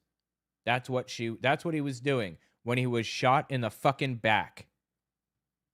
Physically be violent with law enforcement. That you are asking for trouble. You don't resist arrest. You don't climb. He didn't. He helped a woman up. They came up behind him and knocked him down, pinned him to the ground, grabbed his gun, and shot him in the fucking back. He didn't do any of that shit. What are these people smoking? They have to rewrite the story to continue to maintain their existing beliefs. They cannot maintain their beliefs while believing in reality simultaneously. I'm through a broken window. That's the last line of defense for police officers defending members of Congress from what was literally on that side of the Capitol, a mob. You don't take a gun into a protest situation like this where you could end up in a scuffle with... Don't fucking tell me where I can take my gun. What happened to all that shit about the Second Amendment, having guns and shit everywhere, anywhere we want to have them? What happened to all that? What happened to all that Second Amendment absolutism? Suddenly evaporates right into the fucking ether when it's inconvenient for them. They don't have principles. There are no principles in this entire podcast. Their principle is, I will support Donald Trump to the bitter end, no matter what. And you keep on doing that. It's not going to end well in the denazification process, in the transitional justice process for people like that. With police officers. So, I think, Tim, it's because of what you said that we can be intellectually honest and consistent in this. It's not based on our emotions or who the player is in that situation. Now they're pretending to be some kind of like moral arbiter, some adjudicator who's, honest as they come, principled and all of that shit. Why are you even putting on this ridiculous act? Like anybody believes this about them. Man arrested after attack on Ilhan Omar. Is she okay?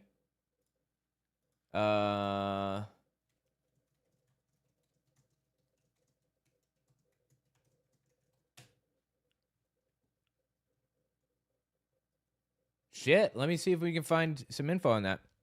Robert Heinlein coined the phrase "an armed society is a polite society," but he meant it's satire. We are at a point now where satire is indistinguishable from reality, unfortunately. Yes, she appears to be okay. Just happened within the last hour or so. A man lunged at Omar, sprayed an unknown substance from a syringe at her during a town hall in Minneapolis. The man was removed from the room by Omar's security team and was immediately arrested and booked into the Hennepin County Jail for third-degree assault. The audience cheered as he was pinned down and his arms were tied behind his back. Omar told CNN she felt okay. She continued the town hall after he was ushered out of the room. Wow, the fucking apple bag on somebody to continue the town hall after that shit. Omar told CNN she felt okay. The attack happened after she called for the abolishment of ICE and for Homeland Security Secretary Kristi Noem to resign, saying ICE cannot be reformed. It's a developing story, apparently. Substance has not been identified yet. The attack on Omar came days after a man was arrested in Utah for allegedly punching Rep. Maxwell Frost, a Democrat from Florida. What?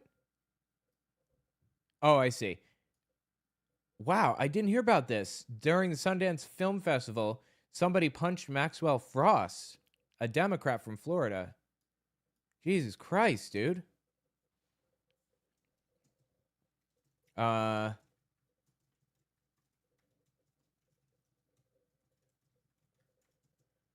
Like, why would he be spraying a substance?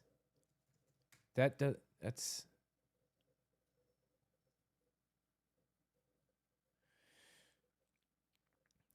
pepper spray or mace, maybe? But she seemed fine, and everybody in the room would have been coughing if it had. It was a syringe-like device? Some kind of dye or ink? Or...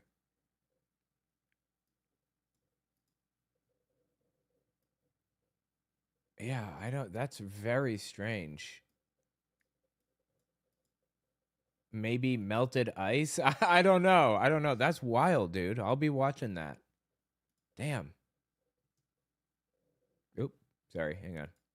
President who's protest or who the player is in that situation. Who's president, who's protesting or not protesting. It's based on the principles. And I just want to point that out because I can't say that about even some of our conservative friends. They sometimes they take the position based on who the players are, whereas we take the position, we try to, and I think, again, we're pretty consistent in this. Oh, please. Pretending to have principles still. Give it a fucking rest. We take the position based on what the principles are.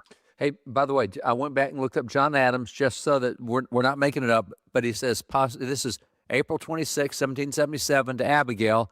He said, posterity, you'll never know how much it cost the present generation to preserve your freedom. I hope you'll make good use of it.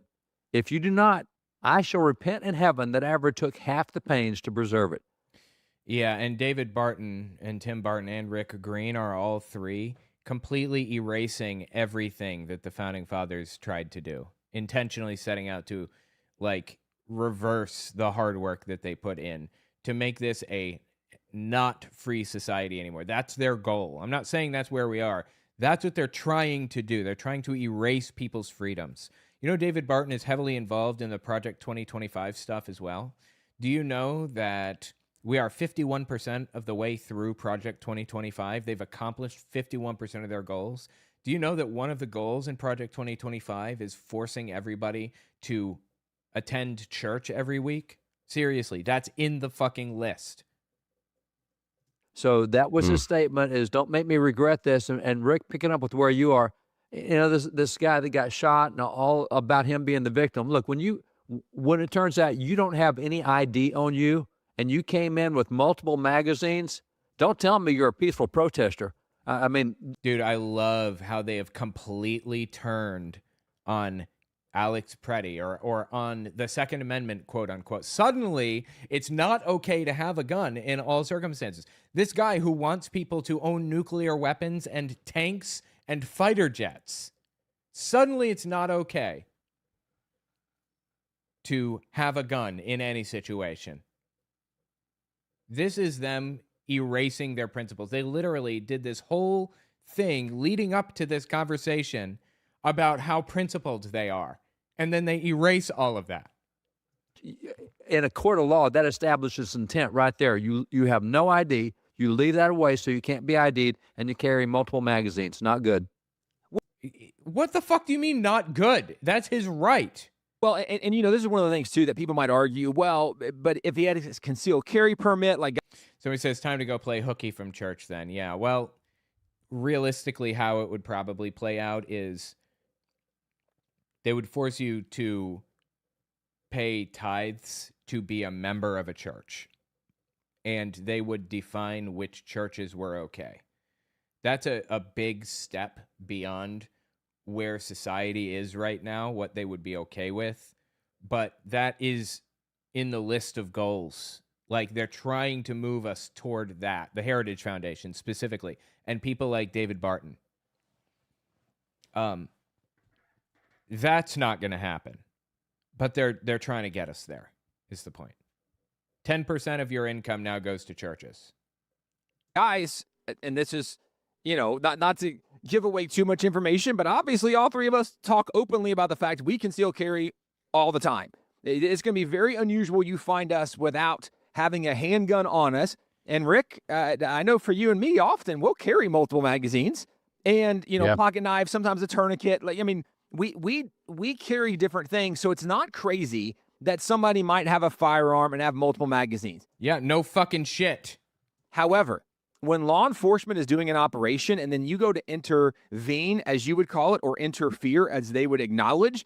No, nobody was interfering or intervening with anything. He walked over to help somebody stand up, and they pinned him down and shot him in the back. He was not interfering or intervening with anything. He had a camera out. That's it. And then you put hands on an officer? He didn't do that. My God, dude. When you put hands on law enforcement and you are carrying a firearm, they are carrying a firearm, there's a scuffle that goes to the ground. And because of scuffle, we don't yet have all the information. We haven't. No, we haven't. Are you fucking kidding me? We have video from multiple angles. There's no scuffle. He didn't put his hands on an officer. He's acting like he punched an officer in the face and then tried to, like, knee him in the stomach when he was keeled over, and all the, it's all nonsense. This didn't happen. The dude was filming, walked over to help somebody up that they had pushed down, and they put a bunch of, like, 10 bullets in his back. We all saw the video, okay? I'm not going to play it because it's violent and graphic, but we all saw it, okay? We all know what happened. They took his gun from him and then unloaded into his back.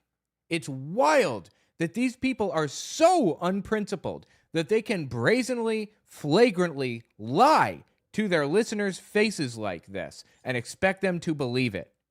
Seen it all, so we don't know if in the wrestling they saw, like, shirt lifted, they see the gun, or if he actually reached for the gun. We don't. No, we do know. He did not reach for the gun. We know this for a fact. I cannot believe these people have so few principles. No, we know somebody yells gun, we know they discharge their firearms, and we know he goes to stand before Jesus. Like that's what we know. But the bottom line is, even if you are legally carrying, when you put your hands on an officer and it goes to the ground, at that point, you've already messed up so many ways that Dad, I mean, Yeah, he didn't put his hands on an officer. This is just made up. maybe to your point, if you're showing up without ID, it could be because you have intention and motive beyond what maybe the liberal media is pretending like he did. But even if you were an innocent bystander, you don't intervene and put hands on an officer and you go to the ground where there's a firearm and there's multiple officers telling you to stop resisting and you continue to resist. What are you talking about? Continue to resist. Did he see the video? He must have seen the video, right? Like, yeah, I understand the drama surrounding it. I do, but I think there's a lot of people being led by their emotions and not by fact. And the reality. Yeah. Listen to this dude. Led by emotions, not fact? Are you fucking serious right now? You cannot be real. You think you are laying down facts for us? I think there's a lot of people being led by their emotions and not by fact. And the reality of the situation that is far more significant, and not to derail on this too much, because really we should go talk to Matt and here's but it is a hot topic, and it's a hot topic, and we need biblical, historical, constitutional perspective on it. And you know, the hot topic is we're going to cover the 10 Commandments in Texas, being in Fort Worth at Tarrant County Courthouse, but the 10 Commandments also need to be in Minnesota really bad. I mean, oh, that's the problem. See, Alex Pretti was shot in the fucking back 10 times because we don't have 10 Commandments posters in every classroom. And when your populace is defending lawbreakers against the law keepers, and you're going to defend illegal aliens, and by the way, the illegal aliens that are being arrested in Minnesota are the ones that have criminal records. No, they're not. First of all. Second, they're human beings, okay? I don't give a fuck if they have criminal records. They're human beings. They don't deserve this. This is fucking evil. And you catch his framing there, the lawbreakers versus the law keepers. By definition, protesters are lawbreakers in his mind. And by definition, Trump's Gestapo is the law keeper. So you're not only defending illegal aliens, you're defending the ones with criminal records. You need the 10 Commandments up there with all Somalia stuff as well. Okay, first of all, I'm not sure why we give a fuck about the 10 Commandments. Jesus fulfilled the old law. I have no reason to follow the 10 Commandments or the other 603 commandments. They're all grouped together. There's not like a difference between them. No eating shellfish or pork, no wearing cotton and linen blends. It's all in there together with no lying, with no worshiping other gods before me, no graven images. It's all the same shit. And Jesus fulfilled it. We don't need to follow that shit anymore. Christians follow the two new laws. Love your neighbor as yourself, and love God with your whole heart, soul, mind, body, and strength. And for the record, hang on.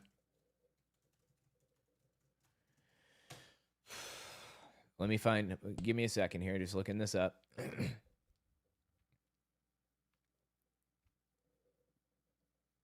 Just a second.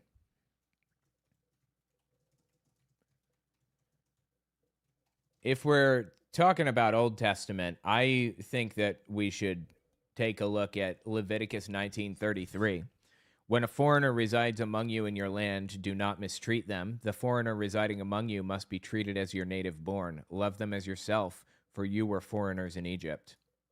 Deuteronomy 10:18-19. He defends the cause of the fatherless and the widow, and loves the foreigner residing among you, giving them food and clothing.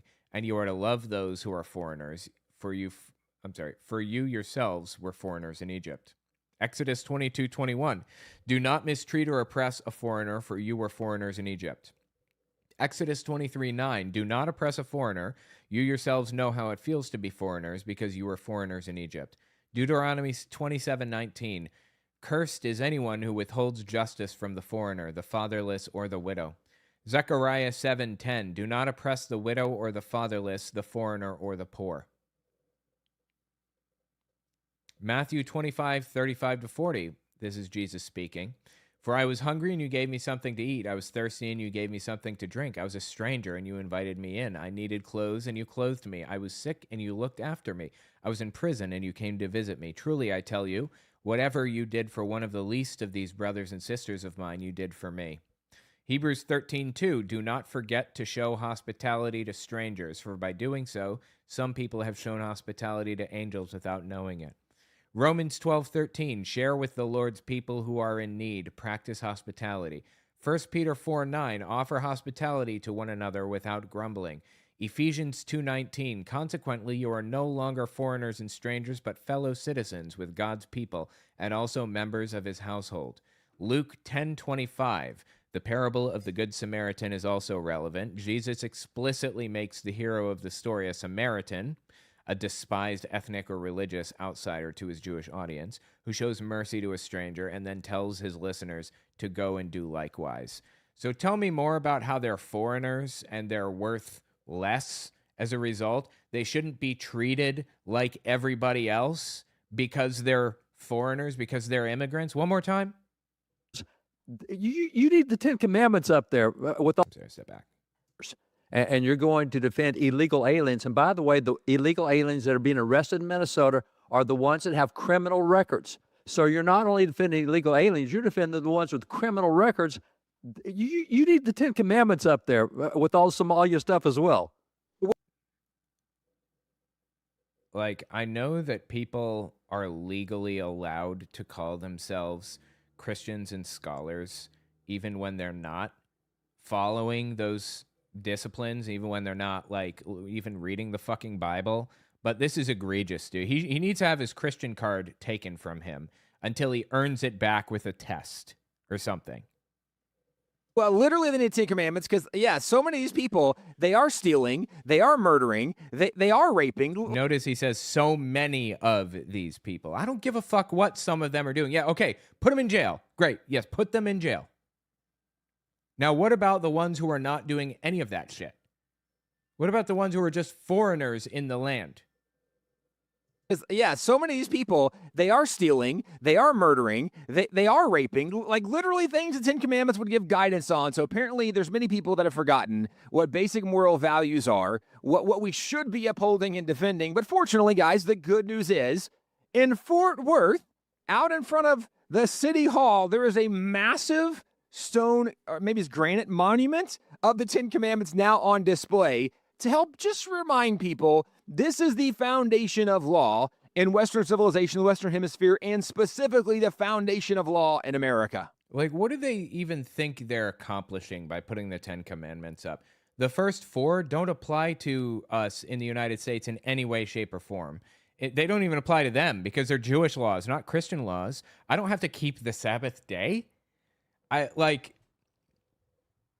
I'm allowed to make graven images. You're literally making a graven image out of the fucking 10 Commandments. And the first commandment contradicts the First Amendment. You can't have both. You shall have no other gods before me versus you can worship any god you want or none at all. These people are so out of their heads, lost. Yeah, well, as we're going to break here, just to put that whole thing in context, I think it was Mark Driscoll, some pastor I saw online last night, saying when you call good evil and evil good, this is evil stuff. And they're literally... Yes, oh my God, exactly. I mean, Mark Driscoll is on the wrong side of history, but he was correct here without even realizing it, probably. Really trying to deport the worst of the worst. The ones with, like you're saying, some of these are rapists and pedophiles and other... Some of them, yes. And if that's the case, put them in prison. If they've paid their debt to society, why are you fucking with them? We all have the right to live our lives the way we want as long as we pay restitution and we're not a danger to society. These people, assuming they're not in prison because they picked them up off the street, have paid their debt to society. Why are you harassing any of these people if they even have a debt to society? I would... All right, let me phrase. Hang on. Before I say this, let me just look it up to be sure.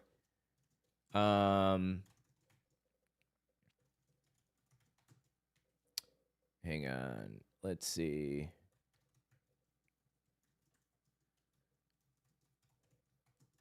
I'm just going to try to figure out how many people who have been detained by ICE have criminal records. I don't even know if we have those stats. Probably not, because ICE is not a transparent organization. They don't report on like anything. Here you go. Nearly 3 in 4, 73%, had no criminal conviction. Nearly half had no criminal conviction or even any pending criminal charges. Only 8% had a violent or property crime conviction. Only 5% had a violent criminal conviction. 48,377 out of 65,735, or 73%, held in ICE detention have no criminal conviction, according to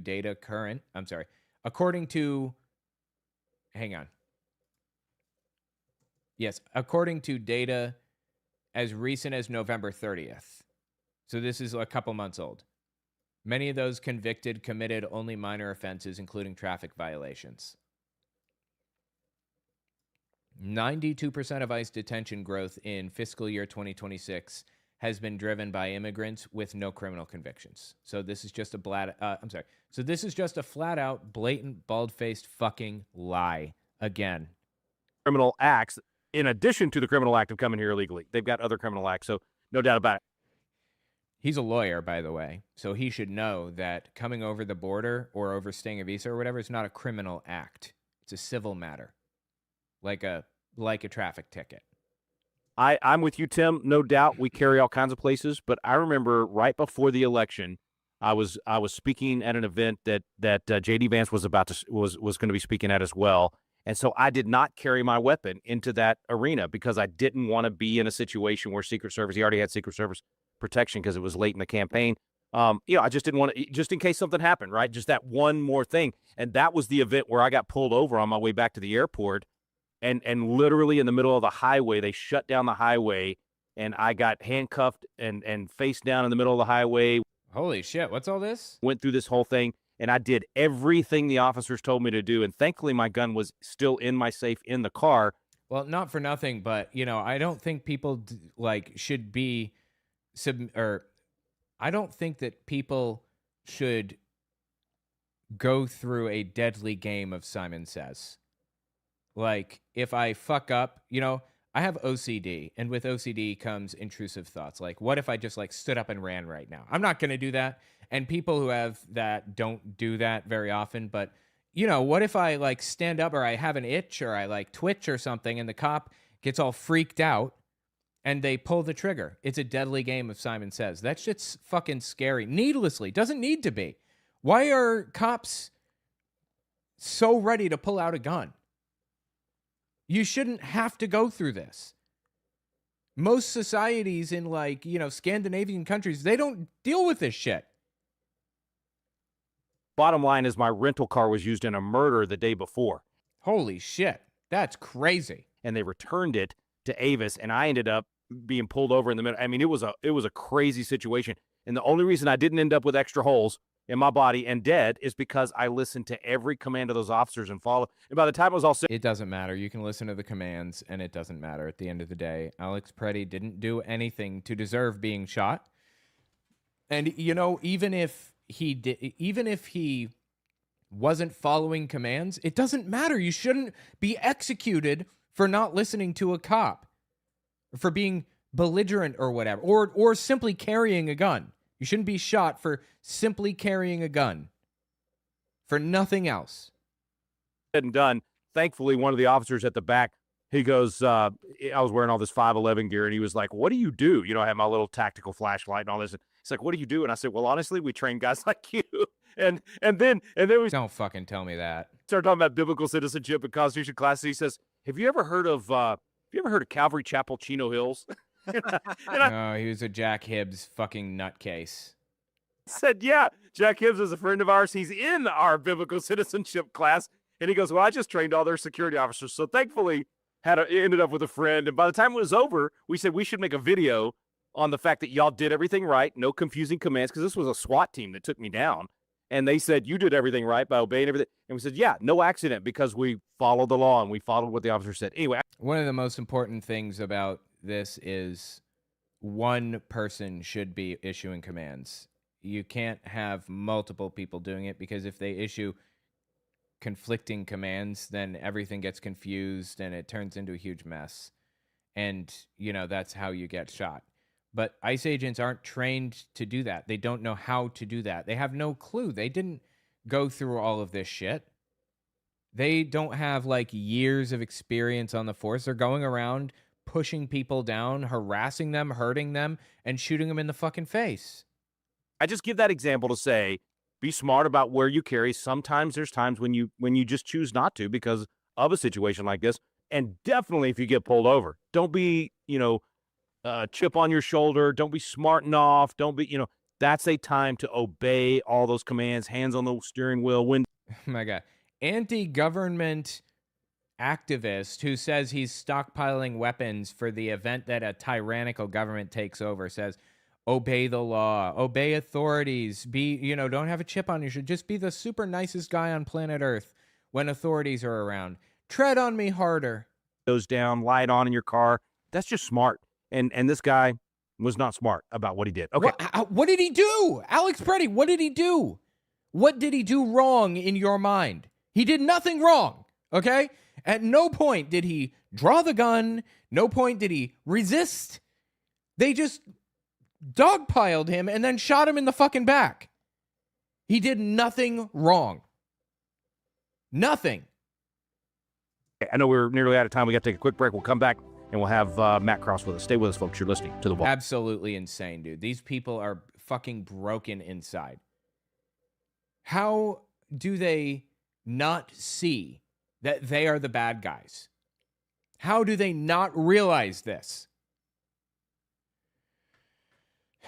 Anyway, tell me what you think about it in the comments. It's insane. These people are insane. Let's see. Let's actually just listen to a little bit more. Hold on. We're on chapter 6, chapter 7. Reverend John Wise's influence. Matt Krause. Let's see. It looks like it picks up here. Is that now, this is, a lot of people immediately jump to, oh, you can't have 10 commandments at a government building. Of course, we have our big one at the state capitol, and I think you guys actually did yours even bigger. But what's your knee-jerk reaction? Not your knee-jerk reaction. What's your reaction when people have that knee-jerk reaction and think, oh, we're not supposed to be doing this? I think this is why we need wall builders. This is why we need... Oh, my God. They're just fluffing each other up. Anyway, yeah. Tell me your thoughts. That was wild, dude. That was a wild ride. There are a few other videos that I want to watch, but I'm not sure. Let's see. So we hit the woke farmer. We hit wall builders. We hit Maisha Newton. We just clean this up here. We hit ICE. Jehovah's Witnesses, QAnon. Why do you support Donald Trump? Wait. Why do you support Donald Trump? 39 minutes. How about Kenneth Copeland? He's like the chief. Paula White's Romans 8. You have. We could hit Jack Hibbs. That's an option. All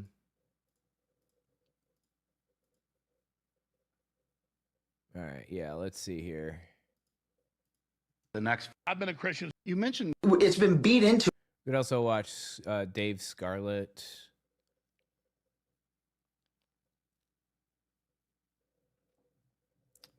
All right. Let's talk about this for a minute. So there was, all right, here we go. Let me write my timestamp down real fast. 2 minutes. Sneeko. All right. This video made the rounds recently.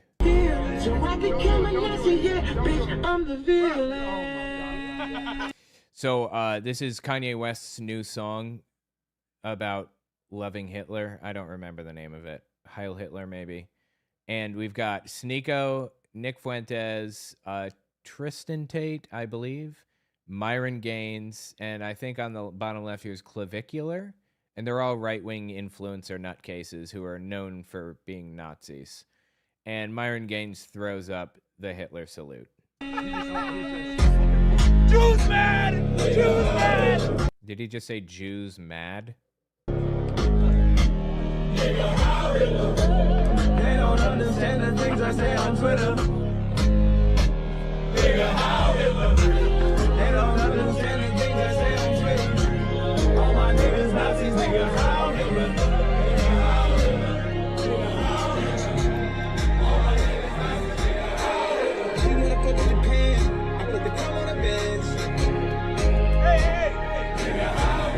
I'm going to get a copyright strike. Anyway, the point is they were in this party bus going to a club, and this video released, and basically Sneeko said that he's like the founding fathers dumping tea into the Boston Harbor by doing something like that.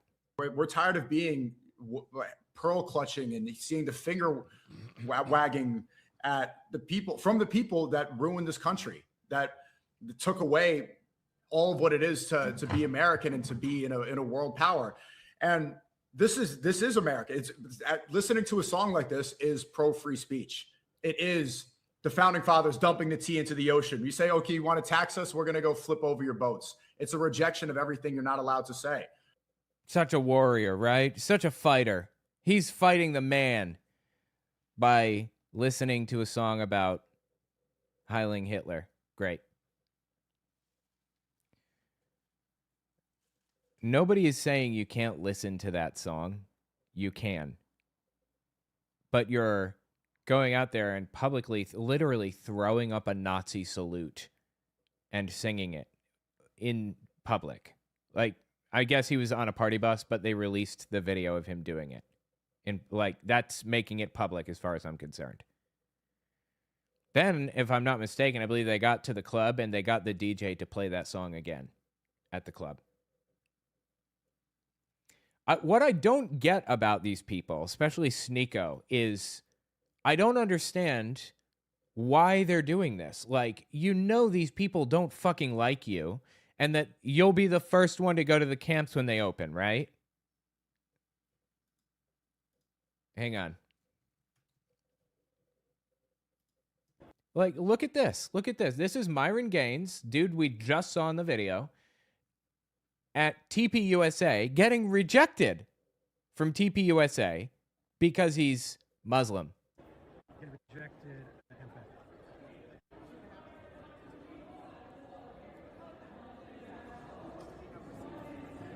So Amaru is not. Yeah. So what's happening, David? Turning Point did a smart thing. They're not allowing Muslims into their conference. So he's not been allowed in. Security is he's calling nobody because no one's going to help him get. He tried to get into TPUSA and he was rejected. How did you not realize that this is going to happen? Why did you even show up? Are you that fucking stupid that you think that they'll be on your side, these Nazis? Like, when all the shit hits the fan, which it is now, I suppose.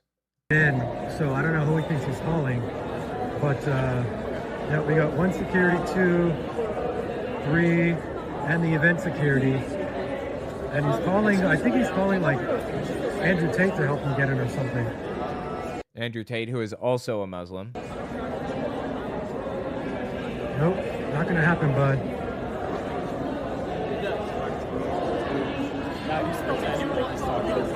Yeah, he's like, I'm right here at the corner. Just come get me. But he has like the insanity of a black person to throw up a Sieg Heil like that. The pure unadulterated racism of the Nazi movement just didn't get through to him. He didn't realize that he was one of those people that was included in that list, I guess. Here's another example of these people, the Nazis, not fucking liking black people. How did you miss this? Are you that fucking stupid?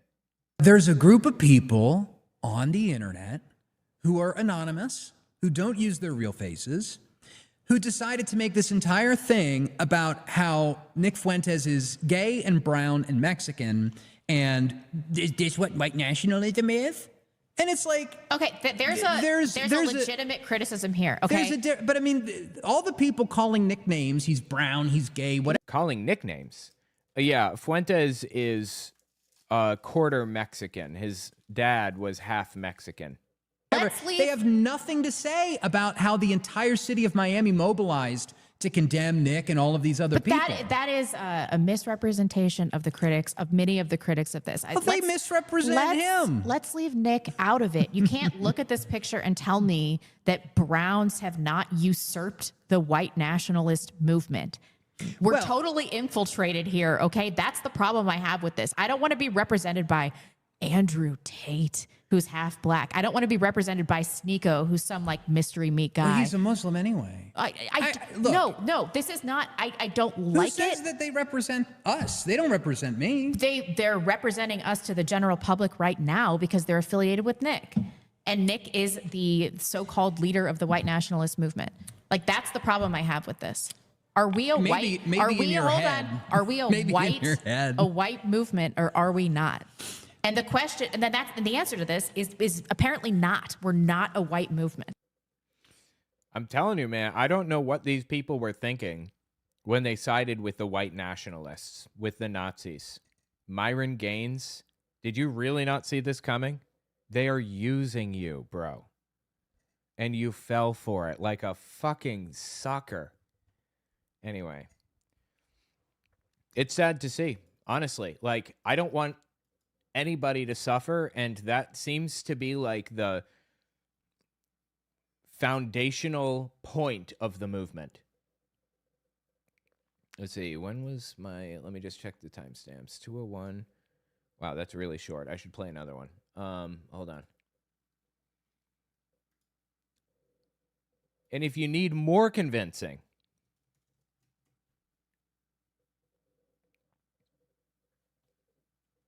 hang on.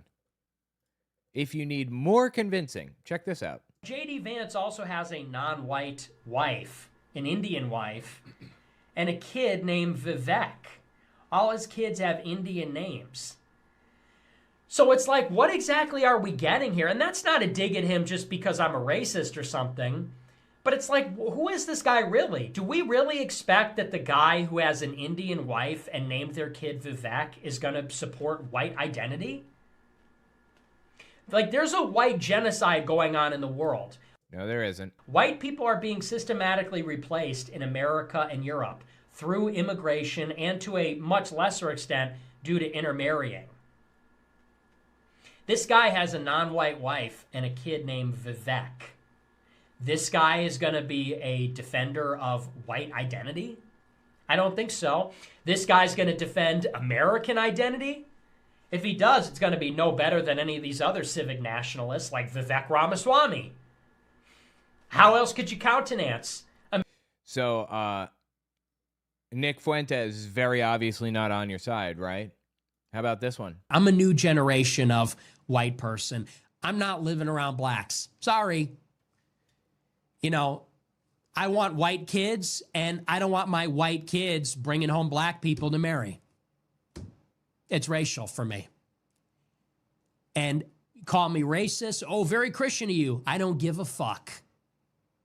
How's that working out for you, Myron? Myron Gaines, Sneeko? They're using you, you fucking fools. As they say, tokens get spent, huh? Hold on, I'm just looking. When Charlie Kirk was killed, there was... I'm just looking for any other poignant ones. Here's another one right here. You feel bad about this race traitor?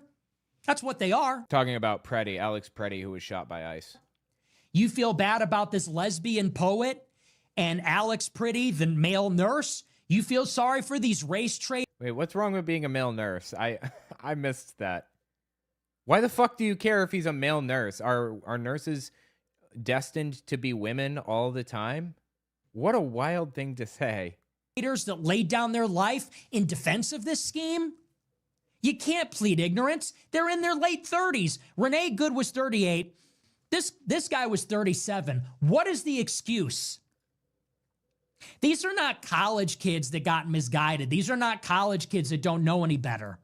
These are full-grown adults. We are in the post-COVID era. We are thoroughly in the Trump era. If you don't get it at this point, you're irredeemable. If you're out there throwing yourself in front of ICE to die for these dirtbags, let them. Let them. One less asshole in the world. One less traitor in the world. That's what I say. Why am I not surprised by that? And just to put a button on this, one more video from Nick Fuentes. I just want to give you a well-rounded image of who this guy is. This is the title of this video. Nick Fuentes streams gay adult entertainment to his audience after his show ends by mistake. And have a great rest of your evening. Americanism, not globalism, will be our credo. The end. Oh, but he's not done with his computer. He's gonna get on. He's getting on his streaming computer now that the show is over.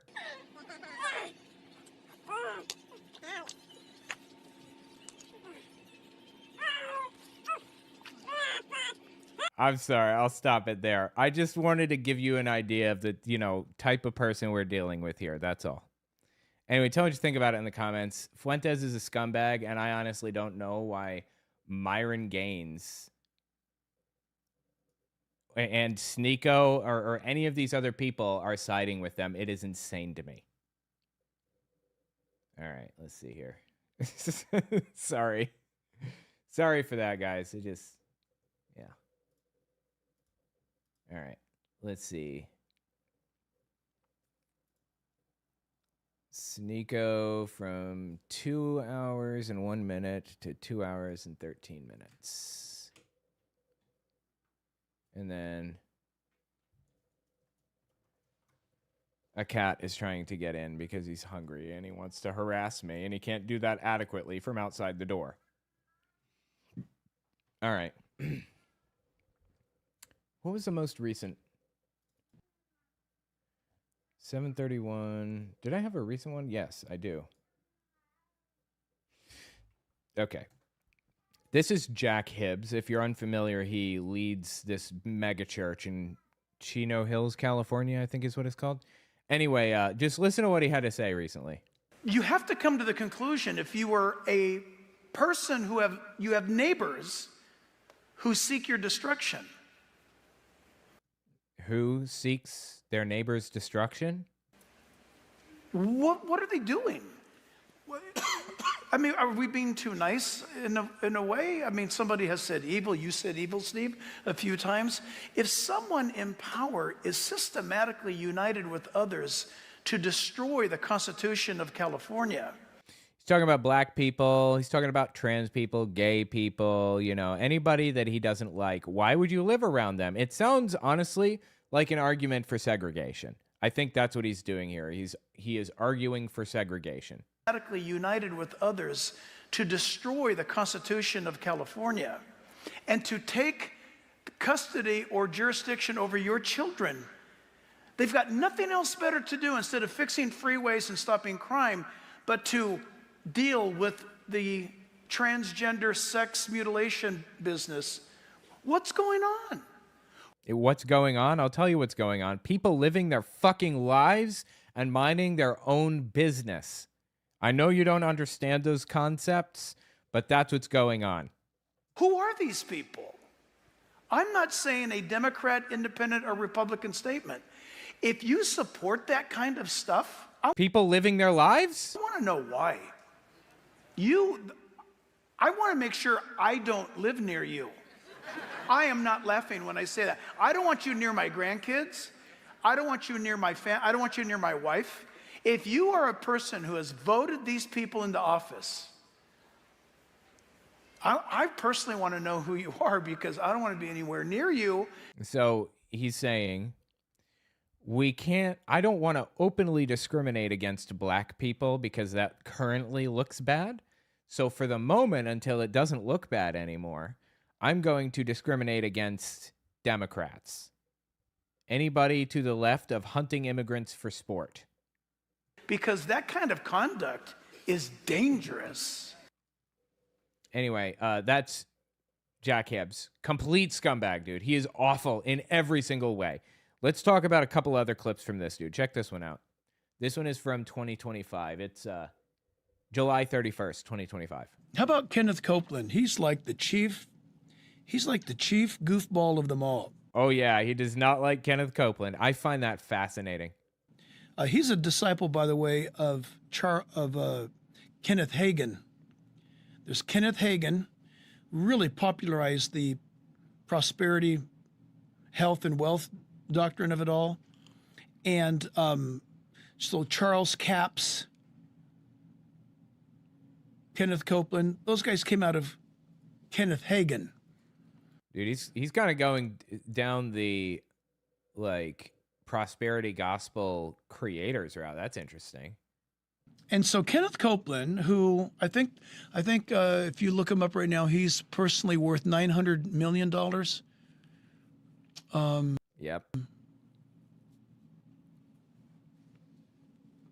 What, being rich is bad now in his mind? Where did that come from? That's okay. You know, it's okay if you're worth $900 million if you're Tom Cruise making movies. But if you're worth $900 million because grandma's been sending you her welfare check, I don't know. You should be arrested. Dude, I love evangelical infighting. It gives me sustenance. It is the best. Anyway, check this one out. Paula White says, anyone who tells you to deny yourself is from Satan. He's talking shit about other evangelical nutcases. I love everything about it, dude. This is like when Greg Locke talks shit about evangelicals. It's just the best. There's no downside.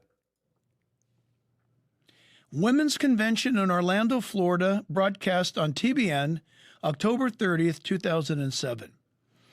She says, I believe that when you honor God on Passover, starting on April 12th, that would have been some particular year. We'll find out, I think, at the end. Anyway, at sundown through Good Friday on the 18th and concluding on Easter Sunday, you can receive these 7 supernatural blessings for you and your house.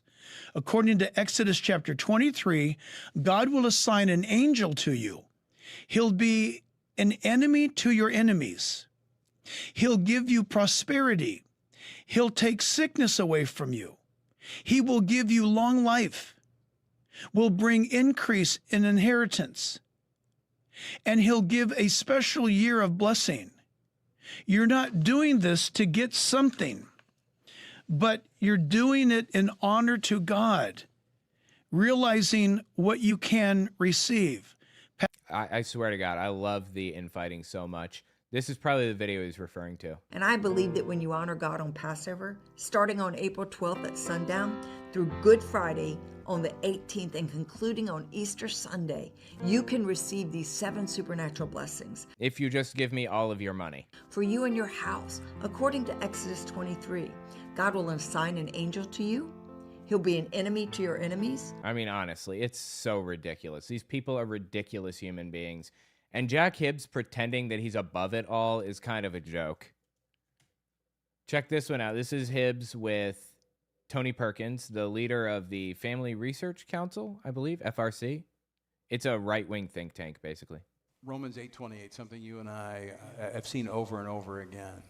What was meant for evil, what the enemy meant for evil, God is able to use. Because all things work together for good for those who love the Lord and are called according to his purposes. What do you see coming from this? Yeah, that's going to happen. That's going to happen.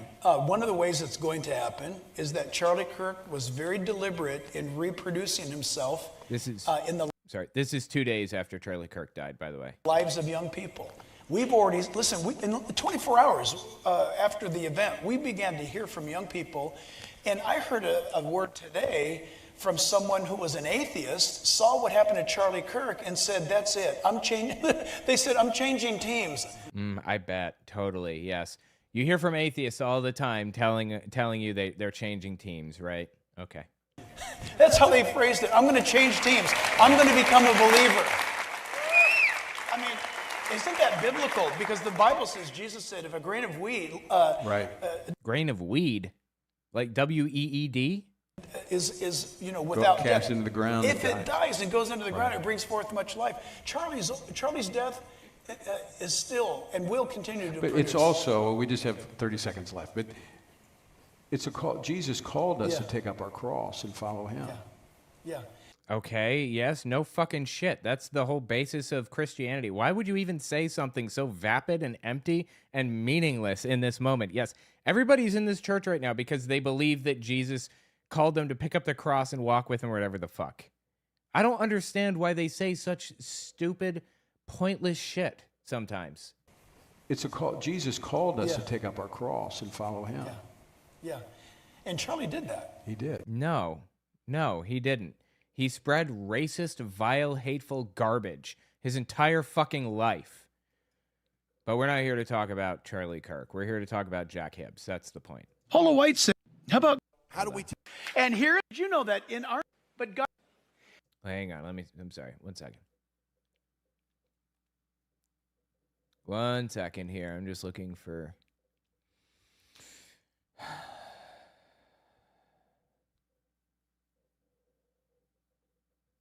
Check this one out. This should give you a nice, well-rounded idea of who Jack Hibbs is.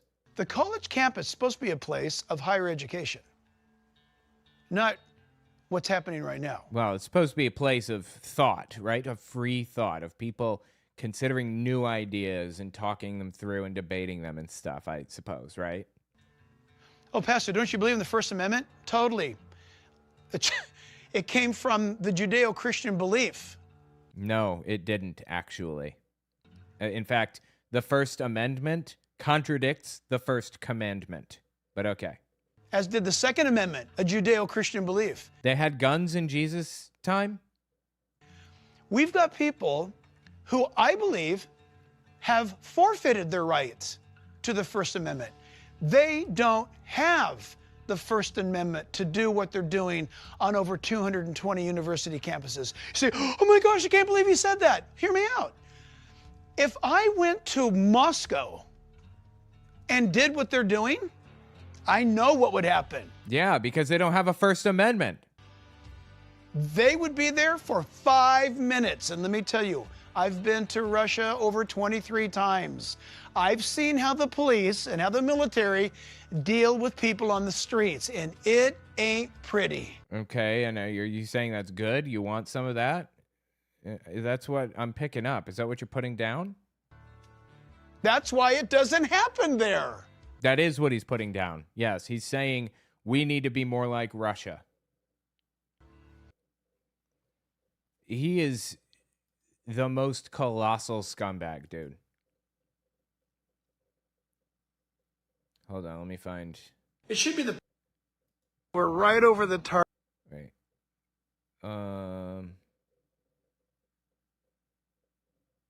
Here's another one from Jack Hibbs. Just vile shit, dude. He's got it out for trans people. We're right over the target, and we've hit the spiritual dark forces that we're really up against. It's not any human.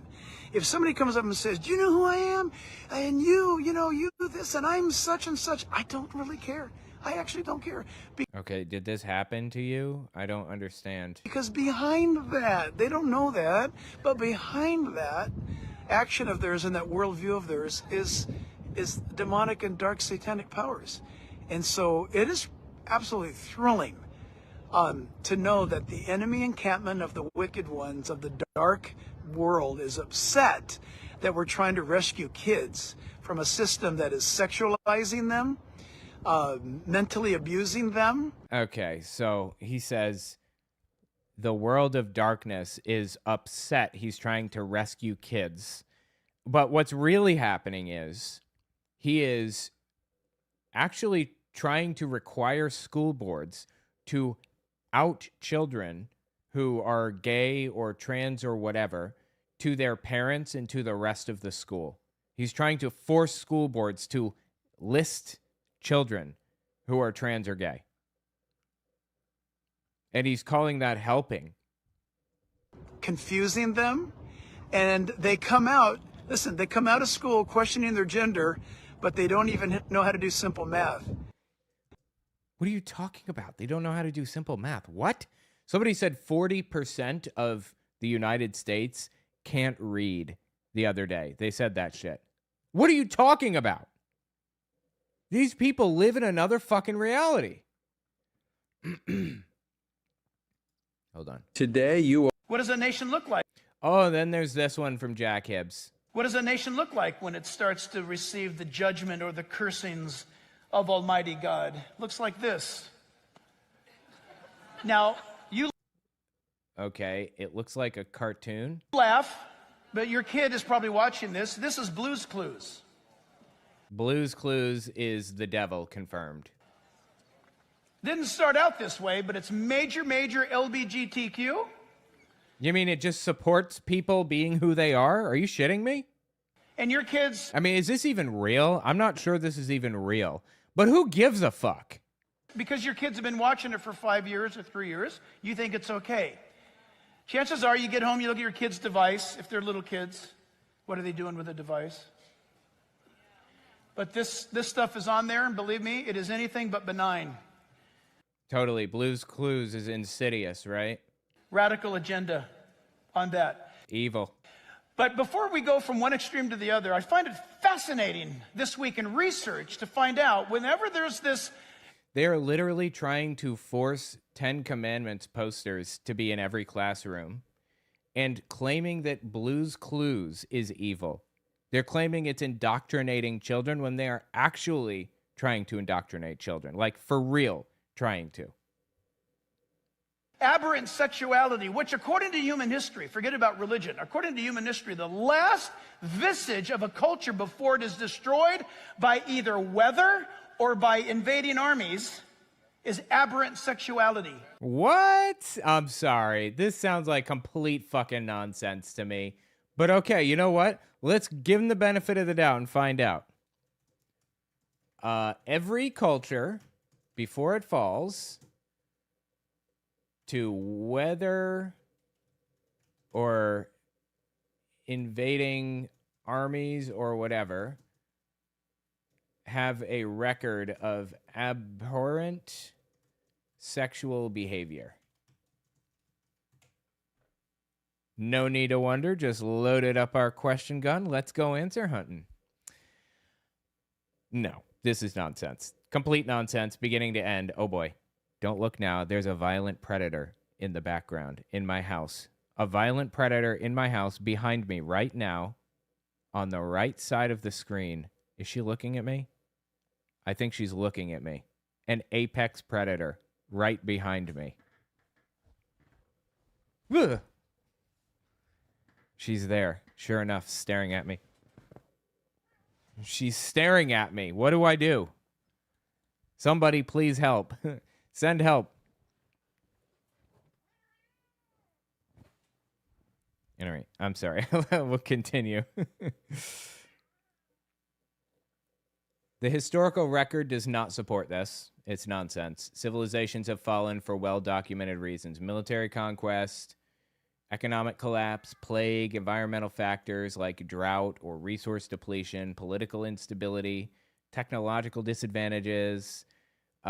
This is just nonsense. Like, what do you mean there was a gay person in the society? Or do you mean that the society accepted gay people? I mean, lots of societies have accepted gay people throughout history. And they haven't all fallen either. Every single nation on earth that has gone away in the dustbin of history, the last witness of that nation throughout human history was odd sex. I was just looking up, where does the term dustbin of history come from? Because I'm familiar with it. It's associated with Marxism. That's what I thought. Anyway, this is just nonsense. He's just lying here. He's lying about Blue's Clues. Come on. These people seriously need help. Like, these people think about sleeping with other people. They think about twig and berries more than anybody I know. And there's nothing wrong with that. In fact, I would encourage it for Jack Hibbs. Please think about twig and berries more, but do it in a way that's not hurting other people, bro. Anyway, tell me what you think about it in the comments. This dude's awful in every way. Did somebody call for help to help protect me from the violent predator, the apex predator in the background? You should see what she does with string. She mauls it and destroys it. It's disturbing. Say Gex. Yes, I should have said say Gex instead of gay adult entertainment. All right, guys, I'm going to get out of here. I'll see you guys tomorrow, though, on my Unfiltered channel. Now that I've gotten a little bit of sleep, now that I'm back from my trip and everything. But yeah, all right, I'll talk to you guys next time. Have a good one.